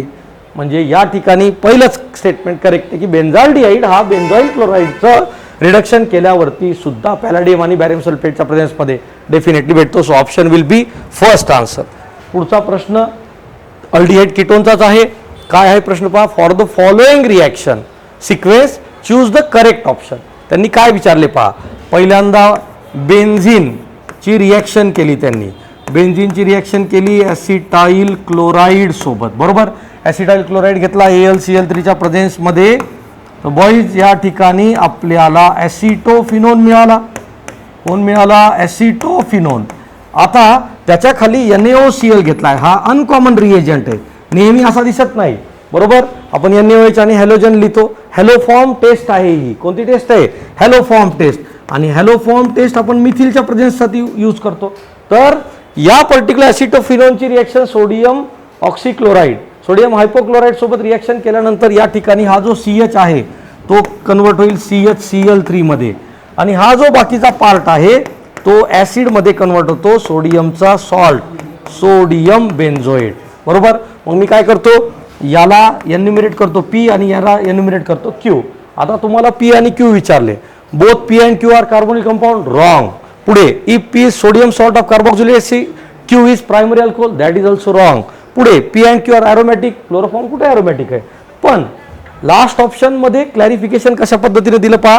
P gives carboxylic acid on acidification, Q gives poisonous gas on oxidation in presence of air. आपल्याला माहिती आहे chloroform ऑक्सिजनच्या प्रेझेन्समध्ये phosgene गॅसमध्ये convert होतो. म्हणून option will be last answer. Correct आहे. चला पुढचा प्रश्न पाहूया. पुढचा प्रश्न काय दिलाय. Given below two statement. Statement based question वरती जास्त भर दिलेला आहे. आता याच्यामध्ये स्टेटमेंट काय दिलं होतं. पहिलं स्टेटमेंट प्यारा नायट्रोटोलिन, प्यारा नायट्रोटोलिन हा आपल्यासाठी जो काही आहे प्यारा नायट्रोटोलिन, ओके. प्यारा नायट्रोटोलिन याचं केलं आपण ऑक्सिडेशन. तर प्यारा नायट्रोटोलिनचं ऑक्सिडेशन केल्यानंतर जो कंपाऊंड भेटतो तो बेन्झोइक ॲसिड आणि हा NO2, प्यारा नायट्रो बेन्झोइक ॲसिड भेटतो. काय भेटतो? प्यारा नायट्रो बेन्झोइक ॲसिड. त्यांनी काय सांगितलं की बाबा जो ॲसिड भेटतो तो स्ट्रॉंगर ॲसिड आहे म्हणे कोणापेक्षा, नॉर्मल बेन्झोइक ॲसिडपेक्षा. माहिती आहे विड्रॉइंग ग्रुप आहे ना, NO2 विड्रॉइंग ग्रुप आहे. विड्रॉइंग ग्रुप ॲसिडिक नेचर वाढवतं, बरोबर. डोनेटिंग ग्रुप ॲसिडिक नेचर कमी होतं. म्हणजे पहिलं स्टेटमेंट करेक्ट स्टेटमेंट आहे. पुढे या second statement reduction of para nitrotoluene with tin and HCl. Reduction of para content काय होतं पहा, प्यारा नायट्रोटोलिन. हा प्यारा नायट्रोटोलिन आहे. याचं रिडक्शन जर मग टीन आणि कॉन्सन्ट्रेटेड HClच्या प्रेझेन्समध्ये केलं तर आपल्याला ॲनिलीन भेटतो, बरोबर. टोलुडीन म्हणतो त्याला आपण, प्यारा टोलुडीन म्हटलं तरी चालतं किंवा प्यारा मिथिल ॲनिलीन असंही म्हणतो. तर त्यांचं म्हणणं काय की जो अमाइन भेटतो हा ॲनिलीनपेक्षा मोर बेसिक आहे. करेक्ट आहे. इथं मिथिल ग्रुप आहे, मिथिल ग्रुपच्या प्लस आय इफेक्टमुळं ॲनिलीनचं बेसिक नेचर वाढतं. म्हणजे इथं सेकंड स्टेटमेंट सुद्धा करेक्ट आहे. म्हणजे या पर्टिक्युलर प्रश्नामध्ये both statements are correct. Option आहे का पहा. First statement first is incorrect but statement second is correct, बरोबर. Second both statements are correct. So answer will be second. बेटा मूव करते हैं अपन ऑर्गेनिक केमिस्ट्री के क्वेश्चन के लिए. देखो क्या पूछा गया है. The following carbocation is stabilised by the interaction of the empty p orbital with, बराबर है ना. तो आप जरा एक बार देखना है यहां पे ये जो क्वेश्चन दिया गया है, ठीक है. ये जो क्वेश्चन दिया गया है, ठीक है, डबल डबल डबल है, ठीक है. और यहां पर कैसा है CH3 है, ठीक है. और इस कार्बन पे बताइए चार्ज क्या है, पॉजिटिव, ठीक है. तो ये जो कार्बोकेटायन वो दो तरीके से स्टेबलाइज हो रहा है. एक तो देखो यहां पे हाइपर कंजुगेशन और दूसरा यहां पर रेजोनेंस है ना. एक तो देखो हाइपर कंजुगेशन है, दूसरा क्या है बेटा, रेजोनेंस. अच्छा एक बात बताइए, रेजोनेंस में जो इलेक्ट्रॉन आ रहा है वो पाई इलेक्ट्रॉन के थ्रू आ रहा है, राइट है ना. तो देखो यहां पे फील्ड पाई ऑर्बिटल आ गया. और दूसरा आपको ये बात पता होना चाहिए, यहां पर जो हाइपर कंजुगेशन के थ्रू जा रहा है वो सिग्मा इलेक्ट्रॉन जा रहा है, राइट है. तो देखो सेकंड आंसर क्या आ जाएगा, field sigma and field pi orbital, ठीक है. हाइपर कंजुगेशन में जो जा रहा है वो सिग्मा है और रेजोनेंस में जो आ रहा है वो पाई है, ठीक है. तो कौन सा आंसर आएगा बेटा, second is the correct answer, ठीक है. चलो मूव करते हैं अपन नेक्स्ट क्वेश्चन को लेकर के. Arrange the following compound in increasing order of the polarity, right है ना. तो ध्यान से सुनिएगा, इस क्वेश्चन में थोड़ा सा हो सकता है आप जब सोचोगे तो थोड़ा सा कंट्रोवर्सी होगा, राइट है, लेकिन मैं एक्सप्लेन करने की कोशिश करता हूं। आप लोगों ने पढ़ा होगा ईथर। ईथर में कैसा होता है बेटा, पोलैरिटी होता है लेकिन ईथर सबसे वीक पोलर होता है, राइट है ना, क्योंकि ऑक्सीजन और कार्बन में सिंगल बॉन्ड है। देखो कैसा होता है, ROR बराबर है ना, ROR। कार्बन और ऑक्सीजन में जो सिंगल बॉन्ड है इसमें उतना ज्यादा पोलैरिटी डेवलप नहीं होता, तो सबसे कम पोलर जो मिलेगा वो A मिलेगा। और अगर सबसे कम पोलर A है तो 3 और 4 आंसर कैंसिल हो गया है, बराबर है ना। तो अब देखो दो ऑप्शन पे जाओ, इसमें भी A है, इसमें भी A है, लास्ट में यहां पर भी D है, लास्ट यहां पर भी D है, तो अपने को किस में खोजना पड़ेगा, C और B में, किसका कम है और किसका ज्यादा है। तो C बताओ ये कीटोन है, बराबर है ना, और D बताओ क्या है बेटा, सॉरी C और B में आपको देखना है, तो C देखो कीटोन है और B बताओ क्या है बेटा, अल्कोहल। और आपको पता होना चाहिए अल्कोहल का पोलैरिटी ज्यादा होता है, तो अगर अल्कोहल का पोलैरिटी ज्यादा है मतलब कीटोन का पोलैरिटी कम हो गया, तो सबसे कम A का, उससे ज्यादा C का, उससे ज्यादा B का और सबसे ज्यादा कार्बोक्सिलिक एसिड का, बराबर है ना। तो आंसर बताइए क्या मिलेगा, first is the correct answer. ठीक है, चलिए मूव करते हैं आप पर नेक्स्ट क्वेश्चन को लेकर के। देखो क्या लिखा है, among the following the compound have conjugated double bond है। देखो कैसा है, ये जीओसी का अब तक का सबसे इजी क्वेश्चन है, हालांकि क्वेश्चन बहुत डिफिकल्ट है इस साल में, राइट है ना, सोचने पर मजबूर हो गया वो इंसान, ठीक है, लेकिन अब तक का सबसे सिंपल क्वेश्चन है। क्या बोला गया है, हेप्टा 1,6 डाई इन। अच्छा एक बार बताइए, स्ट्रक्चर बनाने की जरूरत नहीं, एक डबल बॉन्ड होगा, एक पर एक गया 6 पर, तो क्या कंजुगेशन आएगा, क्या आंसर आएगा, कंजुगेशन नहीं आएगा। अब बताओ, हेप्टा 1,3 डाइस, यहां पर बिल्कुल कंजुगेशन आएगा। हेप्टा मतलब कितने कार्बन होंगे, 7। देखो 1 2 3 4 5 6 7 और 1 1 2 3 1,3, तो ठीक है, डबल सिंगल डबल, बताओ इसमें कंजुगेशन आ गया, इसलिए 76 का आंसर क्या मिलने वाला है, second is the correct answer. अब बाकी जो बचे हुए क्वेश्चन है उसको डिस्कस करने के लिए अब आएंगे रिस्पेक्टेड अंकित शर्मा सर। ठीक है, थैंक यू सो मच। चलो दोस्तों, हमारे सामने है हाइड्रोकार्बन का एक बेहतरीन सवाल। ठीक है, सवाल कुछ इस तरीके से है, हमको एक रिएक्शन दी है और रिएक्शन के अंदर वो दे रहा है हमको ट्रांसब्यूटीन, है ना, और इसके ऊपर ब्रोमीन का एडिशन करा रहा है Br2 का, हमको पता है, और सॉल्वेंट लिया है उसने CCl4। तो बेटा ट्रांस है, ट्रांस के अंदर एंटी एडिशन करेंगे तो हमको क्या मिलता है, मीजो। एक ट्रिक रहती है, टेम्पो करके बोलते हैं, ठीक है। और अगर मैं अगले इसकी बात करूं बेटा, अगले स्टेटमेंट की, स्टेटमेंट 2 की, तो उसमें हमको दिया है बेटा सिस। सिस के अंदर हमसे क्या करा रहा है, KMnO4 की रिएक्शन, और बेटा एल्कलाइन लिया है इसको, और दादा यहां हमको देखने को क्या मिलेगा, यहां मिलेगा बेटा OH का एडिशन, वो भी सिन तरीके से। अब समझना हो क्या रहा है बेटा, सिन के अंदर आप क्या है, सॉरी सिस के अंदर सिन एडिशन करेंगे तो भी अपने को क्या मिलता है, मीजो प्रोडक्ट मिलता है। अब देखो स्टेटमेंट की तरफ चलेंगे और पढ़ेंगे बेटा, trans butene upon treatment with Br2 in CCl4 gives following product. ठीक है, ये क्या होता है बेटा, मीजो प्रोडक्ट होता है। अब हम इसको चेक करेंगे क्या ये मीजो है या नहीं। दूसरी बात करते हैं बेटा, cis butene on upon treatment with alkaline KMnO4 gives following product. ठीक है, ये भी मीजो होना चाहिए, ये भी मीजो होना चाहिए। देखो इसके लिए अपने को क्या करना पड़ता है कि इसका जब हम बनाएंगे तो ये वाला जो कार्बन है बेटा ये ऊपर है, तो ऊपर क्या आ गया, ब्रोमीन आ गया। ठीक है, इधर की तरफ क्या आ गया बेटा, Me आ गया, और इधर की तरफ क्या आ गया, हाइड्रोजन आ गया। अब हमको क्या करना पड़ता है, जो नीचे वाला कार्बन है और स्टैगर्ड फॉर्म में दे रखा है, तो हमको बेटा ये जो नीचे वाला कार्बन है उसको चेंज करना पड़ता है। मतलब समझना कि ये जो इधर वाला मिथाइल है एक्चुअली इधर आता है, और जो हाइड्रोजन है वो इधर चला जाता है। तो मिथाइल इधर आ गया, हाइड्रोजन इधर आ गया, और बेटा ब्रोमीन इधर होगा। जब आप प्रोडक्ट को देख रहे हैं तो ये मीजो प्रोडक्ट नहीं है, और मीजो प्रोडक्ट नहीं है तो जो पहला स्टेटमेंट है वो गलत होगा। चलिए दूसरे सवाल की तरफ बढ़ते हैं बेटा। यहां से हम क्या बनाएंगे, फिर से स्केलेटन बनाते हैं, तो यहां OH होगा, और इधर की तरफ क्या देखने को मिलेगा, मुझे Me देखने को मिलेगा, इधर He देखने को मिलेगा। बेटा जब स्टैगर्ड फॉर्म हो तो इसकी और इसकी पोजीशन को चेंज कर देते हैं। इक्लिप्स में चेंज करने की जरूरत नहीं पड़ती है, स्टैगर्ड में चेंज करने की जरूरत पड़ती है। तो हमको देखने को क्या मिला बेटा, OH इधर आया, H इधर आया, और इधर क्या आ गया, Me। अब देखो क्या, अब हम इस मॉलिक्यूल को देखें, क्या ये मीजो है।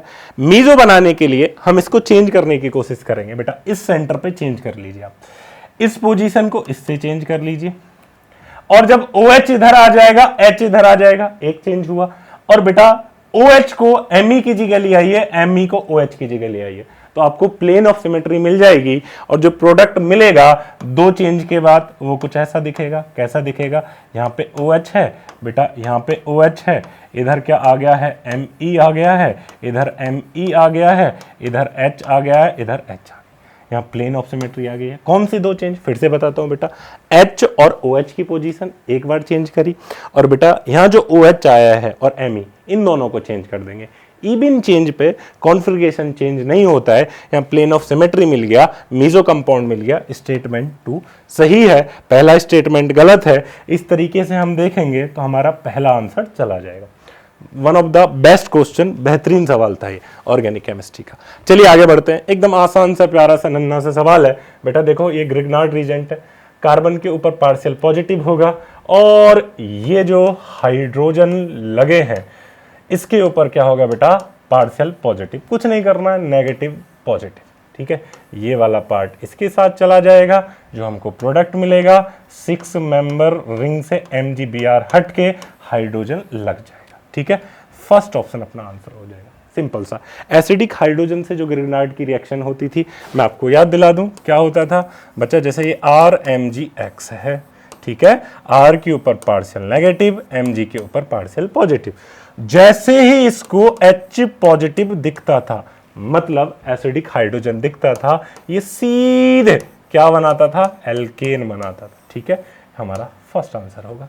ठीक है, आगे बढ़ते हैं अगले सवाल की तरफ। आसान सवाल था ये।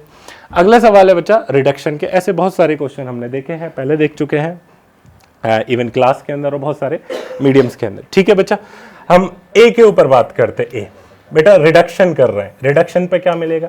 ये बेंजीन रिंग है, ठीक है, बेंजीन रिंग के साथ साथ देखने को क्या मिलेगा? CH2 और NH2। ठीक है, देखो यार ये एनिलीन नहीं है बेटा, ये KOH Br2 Hoffmann bromamide degradation, CO को निकाल के फेंक देना है, बेंजीन के ऊपर NH2 को बिठा देना है। क्या ये एनिलीन है? हाँ ये एनिलीन है। ठीक है बेटा, ये NaBH4 ये रिएक्शन ही नहीं होती है, ये केवल 3 चीज़ों को रिड्यूस करता है, NaBH4 एल्डिहाइड को, कीटोन को और एसिड हैलाइड को। तो ये नाइट्रो को नहीं रिड्यूस करेगा तो ये रिएक्शन नहीं होगी। अब बच्चा ये कौन सी रिएक्शन है? ये हाइड्रोलाइसिस रिएक्शन है। आप यहाँ से तोड़िए, तोड़ने के बाद क्या है? आपको सिंपल क्या मिल जाएगा? एनिलीन मिल जाएगा। अब आप देखिए कहाँ कहाँ एनिलीन मिला बच्चा, बी के अंदर मिला और डी के अंदर मिला। आंसर क्या हो जाएगा? थर्ड। ठीक है, बी और डी। लास्ट सवाल, ठीक है, लास्ट सवाल के ऊपर बात करते हैं। हमारे पास एक प्रोडक्ट दिया है, सॉरी एक रिएक्टेंट दिया और वहां से प्रोडक्ट के ऊपर वो बात कराना चाहे। पहला क्या है? Na और लिक्विड अमोनिया है बच्चा, रिडक्शन करके हमको L मिल रहा है। लिक्विड अमोनिया मतलब ब्रिज रिडक्शन के ऊपर बात कर रहा है, तो यहाँ कौन सा प्रोडक्ट मिलेगा बेटा? हमको यहाँ ट्रांस प्रोडक्ट मिलेगा, ये C डबल बॉन्ड C और इधर क्या होगा? Me। ठीक है, इधर क्या देखने को मिलेगा? हाइड्रोजन, इधर क्या देखने को मिलेगा? हाइड्रोजन। चलो इसकी बात करें तो आपको पता है ये कौन सा रिजेंट है? लिंडार्स कैटलिस्ट, उन्होंने खुद लिख के दिया है। ये जो है ये हमको देता है दादा सिस, है ना, तो यहाँ Me आएगा, इधर H आएगा, इधर H आएगा। ठीक है, अब देखो HBr से परऑक्साइड की प्रेजेंस में रिएक्शन करा रहा है और इधर नॉर्मल HBr से, तो ये जो रिएक्शन जाएगी कार्बोकैटाइन के थ्रू जाएगी, यहाँ CH पॉजिटिव बनेगा, ये CH2 और ये Me रहेगा। अब बचा इसके ऊपर Br नेगेटिव का अटैक कराएंगे तो ये PHCH, सॉरी यहाँ पे क्या आएगा? PHCHBr CH2 और Me, ये चीज देखने को मिल जाएगी। अगर इसकी बात करूं तो ये फ्री रेडिकल एडिशन रिएक्शन है ना, FRAR। ठीक है, इस मैकेनिज्म के थ्रू रिएक्शन होगी और हमको जो प्रोडक्ट मिलता है बेटा कुछ इस तरीके से मिलेगा। जो ब्रोमीन है वो अब कहाँ लगेगा? इस वाले कार्बन पे लगेगा। तो अब देखो आप खुद समझ लो चीज़ों को यार, यहाँ पोजीशन कौन सी है? जस्ट फिनाइल के एक कार्बन बाद, या अगर मैं नंबरिंग करूँ तो पहला कार्बन, दूसरा कार्बन, तीसरा कार्बन। अगर मैं यहाँ देखूँ ये पहला कार्बन, दूसरा कार्बन, तीसरा कार्बन, तो हमारा N और M के बीच में जो रिलेशन है वो है स्ट्रक्चरल आइसोमर, पोजीशन चेंज हुई है ब्रोमीन की। और L और M के बीच में जो रिलेशन है वो है ज्योमेट्रिकल, एक सिस है एक ट्रांस है। चलिए आगे बढ़ते हैं। बेटा M और N स्टीरियो आइसोमर है? नहीं, स्ट्रक्चरल आइसोमर है, कॉन्स्टिट्यूशनल आइसोमर। K और L ज्योमेट्रिकल आइसोमर है। हाँ बिल्कुल सही है, सेकंड अपना आंसर हो गया। अगर आप चाहें तो अगले स्टेटमेंट को देख सकते हैं, KLR इनएंशियोमर? नहीं, क्यों इनएंशियोमर होंगे? मिरर इमेज होना चाहिए, है ना, कायरल सेंटर की बात होनी चाहिए, ऐसा तो कुछ नहीं है। M and N are geometrical isomer, ठीक है। M और N नहीं, ज्योमेट्रिकल आइसोमर नहीं, स्ट्रक्चरल आइसोमर है। अभी तो हमने डिस्कस किया, तो ये बात भी गलत होगी, ठीक है। इसी के साथ हमारा जो पेपर डिस्कशन है वो खत्म होता है, ठीक है। Thank you. Okay, now we'll see the discussion of coordination compound. The first question is from nomenclature, and the formula for tetramine aqua chloride cobalt 3 chloride is. अब यहाँ पे कोबाल्ट 3 बोला है, यानी कोबाल्ट का +3 ऑक्सीडेशन स्टेट है। टेट्रामाइन बोला, aqua cobalt का +3 है, तो आपका फर्स्ट ऑप्शन जाएंगे आप। अगला क्वेश्चन देखेंगे, ये आपका था फेरिक ऑक्सालेट एनायनिक फॉर्म है, कायरल, ये बिल्कुल सही है। It's an octahedral complex having 3 bidentate ligands are there, and automatically the complex is going to be chiral due to absence of elements of symmetry. जो आपका स्टेटमेंट किया था trans का कॉम्प्लेक्स दिया है, यह भी आपको 2 bidentate ligands है। या अगर आप सिस होता था तो ऑप्टिकली एक्टिव है, trans will be optically inactive है। तो is this statement 1 is going to be correct and 2 is going to be incorrect. Now 1 correct है, 2 इनकरेक्ट है। नेक्स्ट अगला क्वेश्चन देखेंगे, the complex which has facial and meridional, and हमें पता है the complex having Ma3B3 kind of formula, it is going to exhibit what Fachner isomerism. Fachner का meaning होता है facial and meridional. So by this options we can say that is आपका second option था, इस of the form Ma3B3 की form में है, it is going to show the facial and meridional kind of isomerism. Next यहाँ पे क्या बोला, 1:3 काइंड ऑफ इलेक्ट्रोलाइट। इसका मीनिंग हुआ it is going to form only 4 ions. जब हम 4 आयोन की बात करते हैं, from fourth option when you see that this when dissolve in water it is going to form, ऐसा हमको आयोन्स बना के देता है। ये आपको हो गया 1:3, यानी 1 कैटायन और 3 एनायंस बना के देता है, and it is what you call 1:3 kind of electrolyte. अगला क्वेश्चन क्या था, the potassium, in potassium we need to find the ratio between K+ and SO4- 2 ion. तो potassium is a double salt, इसका formula क्या मुझे बताओ। ये आपको हो गया K2SO4, फिर आपको मिलेगा एल्यूमिनियम सल्फेट, साथ में आपको मिलेगा 24H2O। ये आपका हो गया क्या मुझे बताओ, ये आपका हो गया पोटाशियम। यहाँ पे अगर हम एक मॉलिक्यूल के में 1 मोल लेते हैं, here you need to find the ratio between number of potassium ions and number of sulfate ions. तो यह पोटाशियम इस्ट हम लोग क्या करेंगे, सल्फेट करेंगे। जब हम पोटाशियम का रेशियो लेते हैं number of potassium ions with respect to number of sulphate ions, यहाँ में कितना मिलेगा मुझे बताओ। यहाँ पे 2 पोटाशियम आयोन था और अपना सल्फेट कितना था मुझे बताओ। यहाँ पे 1 था, यहाँ पे 3 था, सब मिलेगा अपना 4 हो गया। So that indicate it is going to be 1:2 kind of ratio. तो ये आपको ऑप्शन सेकंड मिलेगा। ओके, नेक्स्ट अगला क्वेश्चन देखिए, according to our crystal field theory, ये डायरेक्ट क्वेश्चन है। ये दोनों आपका स्ट्रॉन्ग लिगैंड रहते हैं ना, हमें पता है कि CNO है ना, C donor stronger than N donor stronger than O donor. यहाँ पे C डोनर है, यहाँ पे N डोनर है, यहाँ पे O डोनर है, बाद में आपको हैलोजेंस आता है। ये आपका स्पेक्ट्रोकेमिकल सीरीज हो गया। नेक्स्ट अपना क्या था, among the species given below the spin only magnetic movement is highest, we need to find highest magnetic movement. अगर हम सेकंड ऑप्शन की डिस्कशन करेंगे, जहां पर आपका Mn का +3 ऑक्सीडेशन स्टेट है, आपको सारा ऑप्शन चेक करना पड़ेगा। अब यहाँ देखो Mn का +3 आपका ऑक्सीडेशन स्टेट मिलता है, ये आपका स्ट्रॉन्ग फिल लिगैंड हुआ, कोऑर्डिनेशन नंबर 6 रह गया, आपका स्ट्रॉन्ग फिल लिगैंड हो गया, it is going to form inner orbital complex. Okay, हाँ हमें पता है कि Mn can have atomic number 25, ये आपको मिलेगा 3d5 and 4s2 kind of electronic configuration, और आपको देखना पड़ेगा Mn+3, ये आपको मिलेगा कितना, मुझे बताओ, 3d4 मिलेगा एंड आपको 4s0 मिलता है, एंड ये जो आपको 3d4 है जहाँ पे आपका d में 4 इलेक्ट्रॉन्स मिल गया, 1 2 3 4 5, 1 2 3 4 5, 4 इलेक्ट्रॉन है, 1 2 3, यहाँ पे 4 ऐसे भरेंगे, ये आपका S है, आगे आपको P मिलेगा, it is going to have D2sp3 kind of hybridisation, it is going to have 2 unpaired electrons, it is maximum compared to other options, बाकी चेक करेंगे हम।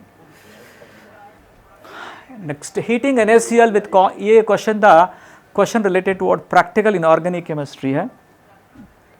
यहाँ पे क्या बोलता है देखो, हीटिंग NaCl विथ concentrated sulfuric acid and MnO2 results the oxidation state of, results in the oxidation of Mn। अब यहाँ पे एक्चुअली क्या होगा देखो, in this particular case statement 1 की मैं बात कर रहा हूँ, जहाँ पे MnO2 था, यहाँ पे हमने सल्फ्यूरिक एसिड ऐड कर दिए, साथ में हमने क्या किया बताओ, NaCl को ऐड करते हैं, it usually convert into what, MnSO4। Okay, अब यहाँ देखेंगे, यहाँ पे Mn का +4 ऑक्सीडेशन स्टेट था, अब Mn+2 में कन्वर्ट हुआ, ये हो गया रिडक्शन, बट यहाँ पे क्या बोलता है, ऑक्सीडेशन, तो ये स्टेटमेंट गलत है।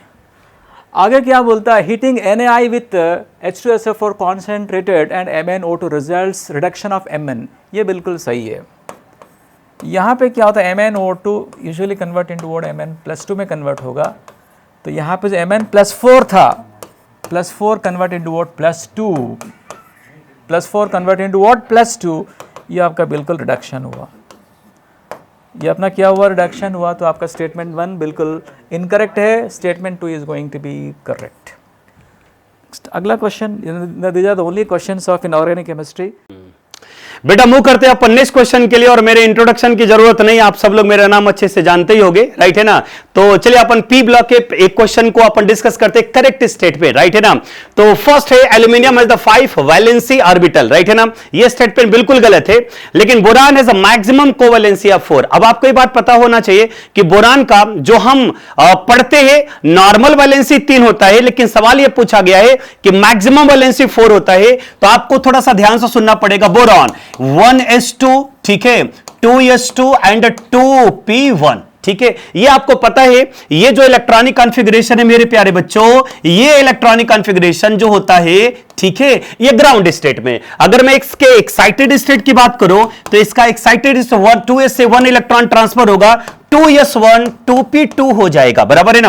2s में कितने इलेक्ट्रॉन है, 1, और 2p में बताइए कितने इलेक्ट्रॉन है, 2। तो आपको दिखाई दे रहा है 3 अनपेयर्ड इलेक्ट्रॉन है, सो इसका वैलेंसी 3 होता है, but by using vacant p orbital इसका मैक्सिमम वैलेंसी कितना हो सकता है, 4 हो सकता है। नीट में यहां पे केमिकल बॉन्डिंग में एक सवाल आया था, BF4 माइनस, आप यहां पर देख पा रहे होंगे, बोरान का मैक्सिमम वैलेंसी कितना होता है, 4 होता है, ठीक है।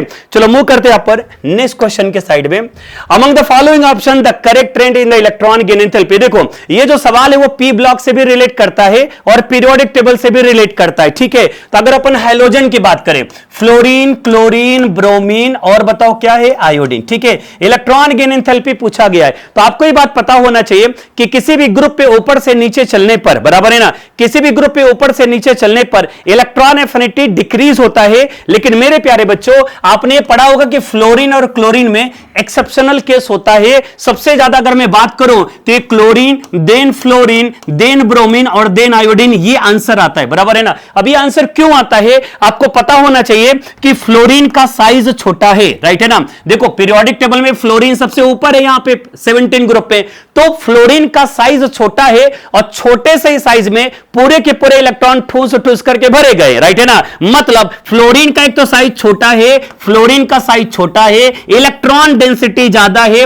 अब एक बार बताओ जो इनकमिंग इलेक्ट्रॉन आएगा क्या इजिली इंटर हो सकता है, क्या आंसर आएगा? नहीं सर, क्योंकि इसके अंदर साइज छोटा है, इलेक्ट्रॉन डेंसिटी ज्यादा होने की वजह से ये थोड़ा सा रिपल्सन फोर्स फील करेगा, इसलिए फ्लोरीन का electron affinity as compare to chlorine से कम होता है, बराबर है ना। तो इलेक्ट्रॉन गेन एंथैल्पी अगर पूछा जाए तो मोर नेगेटिव अपन कंसीडर करेंगे क्लोरीन के लिए। सो करेक्ट आंसर बताइए क्या मिल जाएगा? Fourth is the correct answer, ठीक है। चलो मूव करते हैं अपन नेक्स्ट क्वेश्चन को लेकर के, ठीक है। देखो यहां पर क्या ले, the lanthanide iodine have the, देखो अपन इधर उधर की बातें ना करके थोड़ा सा डायरेक्ट क्वेश्चन पर जाते हैं। ये पूछा गया the lanthanide iodine have the 4 unpaired electron, बराबर है ना बेटा। तो पहला ऑप्शन है HO। HO का जरा आप इलेक्ट्रॉनिक कॉन्फ़िगरेशन करना तो ये 4f11 एंड 5s2 आएगा, बराबर है ना। 4f11 ठीक है, 5d होता है बट यहां पर आ जाएगा 6s2, ठीक है। लेकिन यहां पर मेरे प्यारे बच्चों HO यहां पे +3 पूछा गया। +3 का मतलब 2 इलेक्ट्रॉन यहां से जाएगा, 1 इलेक्ट्रॉन यहां से जाएगा, मतलब यहां पे 4f10। अब यहां पे f ऑर्बिटल आप ड्रॉ करो, ठीक है ना। 1 2 3 4 5 6 7 1 2 3 4 5 6 7 10 इलेक्ट्रॉन 1 2 3 4 5 6 7 8 9 10। अब एक बार बताओ अनपेयर्ड इलेक्ट्रॉन आपको कितने दिखाई दे रहे? 4। इसका मतलब करेक्ट आंसर आपको क्या मिल जाएगा? First is the correct answer, ठीक है ना। जब पहला मिल गया तो आगे बढ़ने की जरूरत नहीं है, ठीक है। अपन मूव करते हैं नेक्स्ट क्वेश्चन के लिए। The green परमैग्नेट species form by the heating of KMnO4। अच्छा जरा ध्यान से सुनना इस क्वेश्चन को लेकर के। देखो मैं पहले भी बोल चुका था इनऑर्गेनिक केमिस्ट्री में कहां से क्वेश्चन आता है? आरसीसी के नोटबुक से आता है। और आरसीसी के नोटबुक से क्यों आता है? क्योंकि आरसीसी के टीचर कहां से पढ़ाते हैं? एनसीईआरटी बुक से पढ़ाते हैं। एनसीईआरटी बुक पे ये पहला पॉइंट दिया गया, ध्यान से सुनिएगा इस पॉइंट को लेकर के। अगर मैं KMnO4 को स्ट्रांगली हीट करूं, ठीक है, आप चाहे एनसीईआरटी बुक को पढ़ लो चाहे मेरे नोटबुक को पढ़ लो, यहां से आपको आंसर मिलने वाला है। तो ये मेरे प्यारे बच्चों बनता है K2MnO4 प्लस यहां से MnO2 बाहर चला जाता है और ऑक्सीजन गैस बाहर होता है, राइट है ना। तो KMnO4 जो होता है पोटेशियम परमैग्नेट है, लेकिन K2MnO4 का कलर ग्रीन कलर होता है। तो देखो क्या लिखा है, the green परमैग्नेट species form by the heating of KMnO4। वो ग्रीन कलर कौन होता है? K2MnO4 का होता है। मान करके चलो अगर आपको रिएक्शन भी नहीं पता है, लेकिन अगर आपको पता है K2MnO4 का कलर ग्रीन होता है तो भी आप ऑप्शन सेकेंड टिक कर सकते हो, ठीक है। अब मूव करते हैं अपन नेक्स्ट क्वेश्चन के लिए, ध्यान से सुनिएगा। गिवन बिलो आर 2 स्टेटमेंट, 1 इज मतलब असर्शन रीजन का सवाल है, राइट है ना। एक चीज ध्यान में रखिएगा, जो डी ब्लॉक के एलिमेंट है उनका मैक्सिमम जो होता है मेल्टिंग पॉइंट बहुत ज्यादा होता है। कुछ को अगर छोड़ दिया जाए, किसको छोड़ दिया जाए? Zn को, Cd को और Hg को। इसके पीछे क्लास नोट्स में आप देख लें, मैंने पढ़ा करके लिया है, राइट है ना। इसको अगर मैं छोड़ दूं तो जो अनदर डी ब्लॉक के एलिमेंट मैक्सिमम होते हैं उनका मेल्टिंग पॉइंट बहुत ज्यादा होता है। और मेरे प्यारे बच्चों 3D सीरीज के एलिमेंट का मेल्टिंग पॉइंट क्यों ज्यादा होता है? क्योंकि मेटालिक बॉन्ड बनाने में 4s का इलेक्ट्रॉन तो पार्टिसिपेट करता ही है, राइट है ना। साथ में 3d ऑर्बिटल का इलेक्ट्रॉन भी पार्टिसिपेट करता है, राइट है ना। मतलब मेटालिक बॉन्ड बनाने में maximum number of electron 4s का और 3d का भी पार्टिसिपेट करेगा, इसलिए इनका मेल्टिंग पॉइंट ज्यादा होता है। तो देखो असर्शन क्या लिखा है, जनरली कुछ को छोड़ करके 3d ट्रांजिशन मेटल है हाई मेल्टिंग पॉइंट, ये बार बराबर है। दूसरा रीजन देखो क्या लिखा है, इन्वॉल्वमेंट ऑफ 3d इलेक्ट्रॉन। देखो कैसा होता है, 4s का इलेक्ट्रॉन तो पार्टिसिपेट करेगा ही, 3d का भी इलेक्ट्रॉन पार्टिसिपेट करता है, मेटालिक बॉन्ड स्ट्रांग बनेगा, इसलिए इसका मेल्टिंग पॉइंट ज्यादा होगा। तो असर्शन भी सही है, रीजन भी सही है और रीजन उसका करेक्ट एक्सप्लेनेशन भी है, इसलिए करेक्ट आंसर बताइए कौन सा मिलेगा? Second is the correct answer, ठीक है। एंड अब जो अगला टॉपिक है कोऑर्डिनेशन कंपाउंड, हम इनवाइट करेंगे रेस्पेक्टेड सूरी सर को, वो आपके सामने इसको डिस्कस करेंगे। Hey everyone, let us go for the chemical kinetics question from the zero order, है ना। एक क्वेश्चन दिया है जीरो ऑर्डर का, तो इसके आंसर एक्चुअल में वेरी कर रहे हैं ना। इसके आंसर 2 आएंगे, दोनों ही कंसिडरेबल हैं। लेट अस सी कि एनटीए कौन देता है, क्या कौन सा ऑप्शन देता है। 2 आंसर क्यों आएंगे, इस क्वेश्चन को जरा अपन सॉल्व करेंगे, समझना। जैसे क्वेश्चन क्या है कि 2a gives what b, rate constant Ka is a zero order reaction where K is equals to 1 if the initial concentration of A is 2 molar and then the time taken to complete 75% of reaction, ठीक है ना, of the reaction, ये निकालना है। तो जैसे problem ये है कि जो आपके टीचर ने पढ़ाया है क्लास में, वो आई होप कि वो A गिव्स B होगा, जहां पे स्टेचोमेट्री कितना होगा 1 होगा। सर ने जहां डेरिवेशन करवाया होगा फॉर्मूला का, वहां पे स्टेचोमेट्री सर ने 1 ले रखा होगा, लेकिन यहां प्रॉब्लम ये है कि स्टेचोमेट्री इन्होंने 2 दे रखा है। तो 2 आने की वजह से इसका जो रेट कांस्टेंट का वैल्यू है वो चेंज हो सकता है। कैसे चेंज हो सकता है, जरा इसके बारे में अपन बात करेंगे। सो it is what 2a gives b, ठीक है। t इक्वल टू 0 पे मान लो इसका कंसंट्रेशन ए नॉट होगा, t equal to certain time t पे ये मान लो x अमाउंट रिएक्ट कर जाएगा, ठीक है। तो ये रिएक्ट करेगा ए नॉट बचेगा कितना, ए नॉट माइनस एक्स, और ये b का कुछ नहीं है, b x/2 बनेगा, जितना है उसका आधा बनेगा, ठीक है। अब अगर अपन देखें इसका, अगर हम लोग डिफरेंशियल इक्वेशन लिखे, that is dA/dt is equal to k into a raise to the power 0, ठीक है ना। तो 0 है तो वो 1 ही हो जाएगा। नाउ और ऑफ कोर्स ये है तो 1/2 लेना पड़ेगा स्टेचोमेट्रिक कोएफिशिएंट, उसी का तो गेम है इस क्वेश्चन में, ठीक है। So now -1 dA by dt, dA क्या है, फाइनल चेंज है, तो फाइनल माइनस इनिशियल, फाइनल कितना है हमारे पास ए नॉट माइनस एक्स, इनिशियल कितना है ए नॉट, करेक्ट है। ए नॉट कैंसिल हो जाएगा, तो माइनस और माइनस क्या हो जाएगा, प्लस हो जाएगा। इट इक्वल्स टू सिर्फ क्या लिखता हूं, ए रेज़ टू पावर 0 तो 1 ही होगा। So now it is become what, minus minus plus हो गया, तो ये बच गया 1/2 dx/dt is equals to k। तो 2 को उधर मल्टीप्लाई कर लो, 2 को अगर हम उधर मल्टीप्लाई कर लेंगे तो ये बच जाएगा dx/dt is equals to 2k। Variable separable method से t को उधर मल्टीप्लाई कर दे, so it is become dx is equals to 2k dt। Take integration on both side, तो इसका इंटीग्रेशन कितना आ जाएगा x, और इसका इंटीग्रेशन कितना आ जाएगा t, सो 2 into k into t। Now अब आप बात करो x क्या था, x था रिएक्टेड अमाउंट, x क्या था रिएक्टेड अमाउंट, ठीक है ना। तो रिएक्टेड अमाउंट था, तो अभी क्वेश्चन में कितना बोला है रिएक्टेड अमाउंट, 75% ऑफ 2 मोलर, तो मतलब 2 मोलर का 75%, 75 divided by 100 is equals to what 2kt। तो 2 से 2 कैंसिल हो गया, k का वैल्यू 1 दे रखा है, तो टाइम इज इक्वल्स टू कितना आ गया 0.75 मिनट ले लेंगे अपन इसको, ठीक है ना, मिनट। तो एक ऑप्शन आ गया कौन सा, 0.75 मिनट। नाउ दूसरा क्वेश्चन दूसरे तरीके से सॉल्व किया जाए, जो आपके टीचर ने मोस्ट प्रोबेबली करवा रखा है, ठीक है ना, that is what x equals to kt आता है, या फिर मान लो at is equals to a naught minus kt, ऐसा फॉर्मूला सर ने हमें दे रखा होगा। तो हम x इक्वल्स टू kt से ही कर लेते, क्योंकि पिछला क्वेश्चन, पिछला वाला पार्ट भी हमें, x कहने का मतलब रिएक्टेड अमाउंट, ठीक है ना। तो रिएक्टेड अमाउंट कितना है, 2 का 75%, तो 2 divided by 75 is equals to k का वैल्यू 1 और t। तो अगर मल्टीप्लाई करेंगे तो टाइम इक्वल्स टू यहां से कितना आ जा रहा है 1.5 मिनट। तो एक आंसर ये भी आ रहा है, ठीक है। नाउ अब आप बोलोगे कि सर दोनों में से एक तो गलत ही होगा, डेफिनेटली दोनों ही करेक्ट लेंगे। अभी इसमें क्या है कि दोनों आंसर को मैं करेक्ट क्यों बोल रहा हूं, क्योंकि जो एनसीईआरटी का बुक है उसमें एक फर्स्ट ऑर्डर का सॉल्व्ड एग्जांपल है, दैट इज व्हाट N2O5 वाला क्वेश्चन। N2O5 वाले क्वेश्चन में डिकम्पोज करके इसको बनाया है, ठीक है ना। वहां पे ये फर्स्ट ऑर्डर रिएक्शन है, वहां पे स्टेचोमेट्री 2 है, तो उसका रेट कांस्टेंट का वैल्यू चेंज होना चाहिए था, लेकिन उन्होंने जो क्वेश्चन को सॉल्व किया है वो रेट कांस्टेंट को ओरिजिनल वाले लेकर के सॉल्व किया है, मतलब स्टेचोमेट्री को इग्नोर किया है। तो अगर हम स्टेचोमेट्री को इग्नोर करेंगे तब तो ये आंसर करेक्ट हो जाएगा, और अगर हम स्टेचोमेट्री को कंसीडर करेंगे तब तो फिर भाई 0.75 आंसर हो जाएगा। तो लेट अस सी कि एनटीए क्या कंसीडर करता है, करेक्ट है ना। So this question might go under controversy, जो एनटीए ने आंसर देगा अपन उसी को कंसीडर करेंगे, okay. So let us go for the inorganic chemistry everyone. The highest occupied molecular orbital है ना, इसको अपन ऐसे बोलते हैं, that is what homo, HOMO, ठीक है। MOT से क्वेश्चन है ये। और नियॉन के वैलेंस सेल में 10 इलेक्ट्रॉन होते हैं, तो Ne2 कितना हो जाएगा, that is Ne2 that will be belonging to 20 electrons, correct है ना।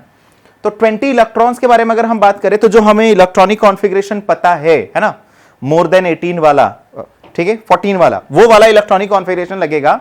और आपको पता है कि लास्टली जो इलेक्ट्रॉन जाके रुकता है ना, that is sigma 1s, sigma star 1s, है ना, sigma 2s, sigma star 2s, correct है। फिर सिग्मा 2pz, फिर pi 2px equivalent to pi 2py, and then pi star 2px equivalent to pi star 2py, ठीक है, and then what, sigma star 2pz, है ना।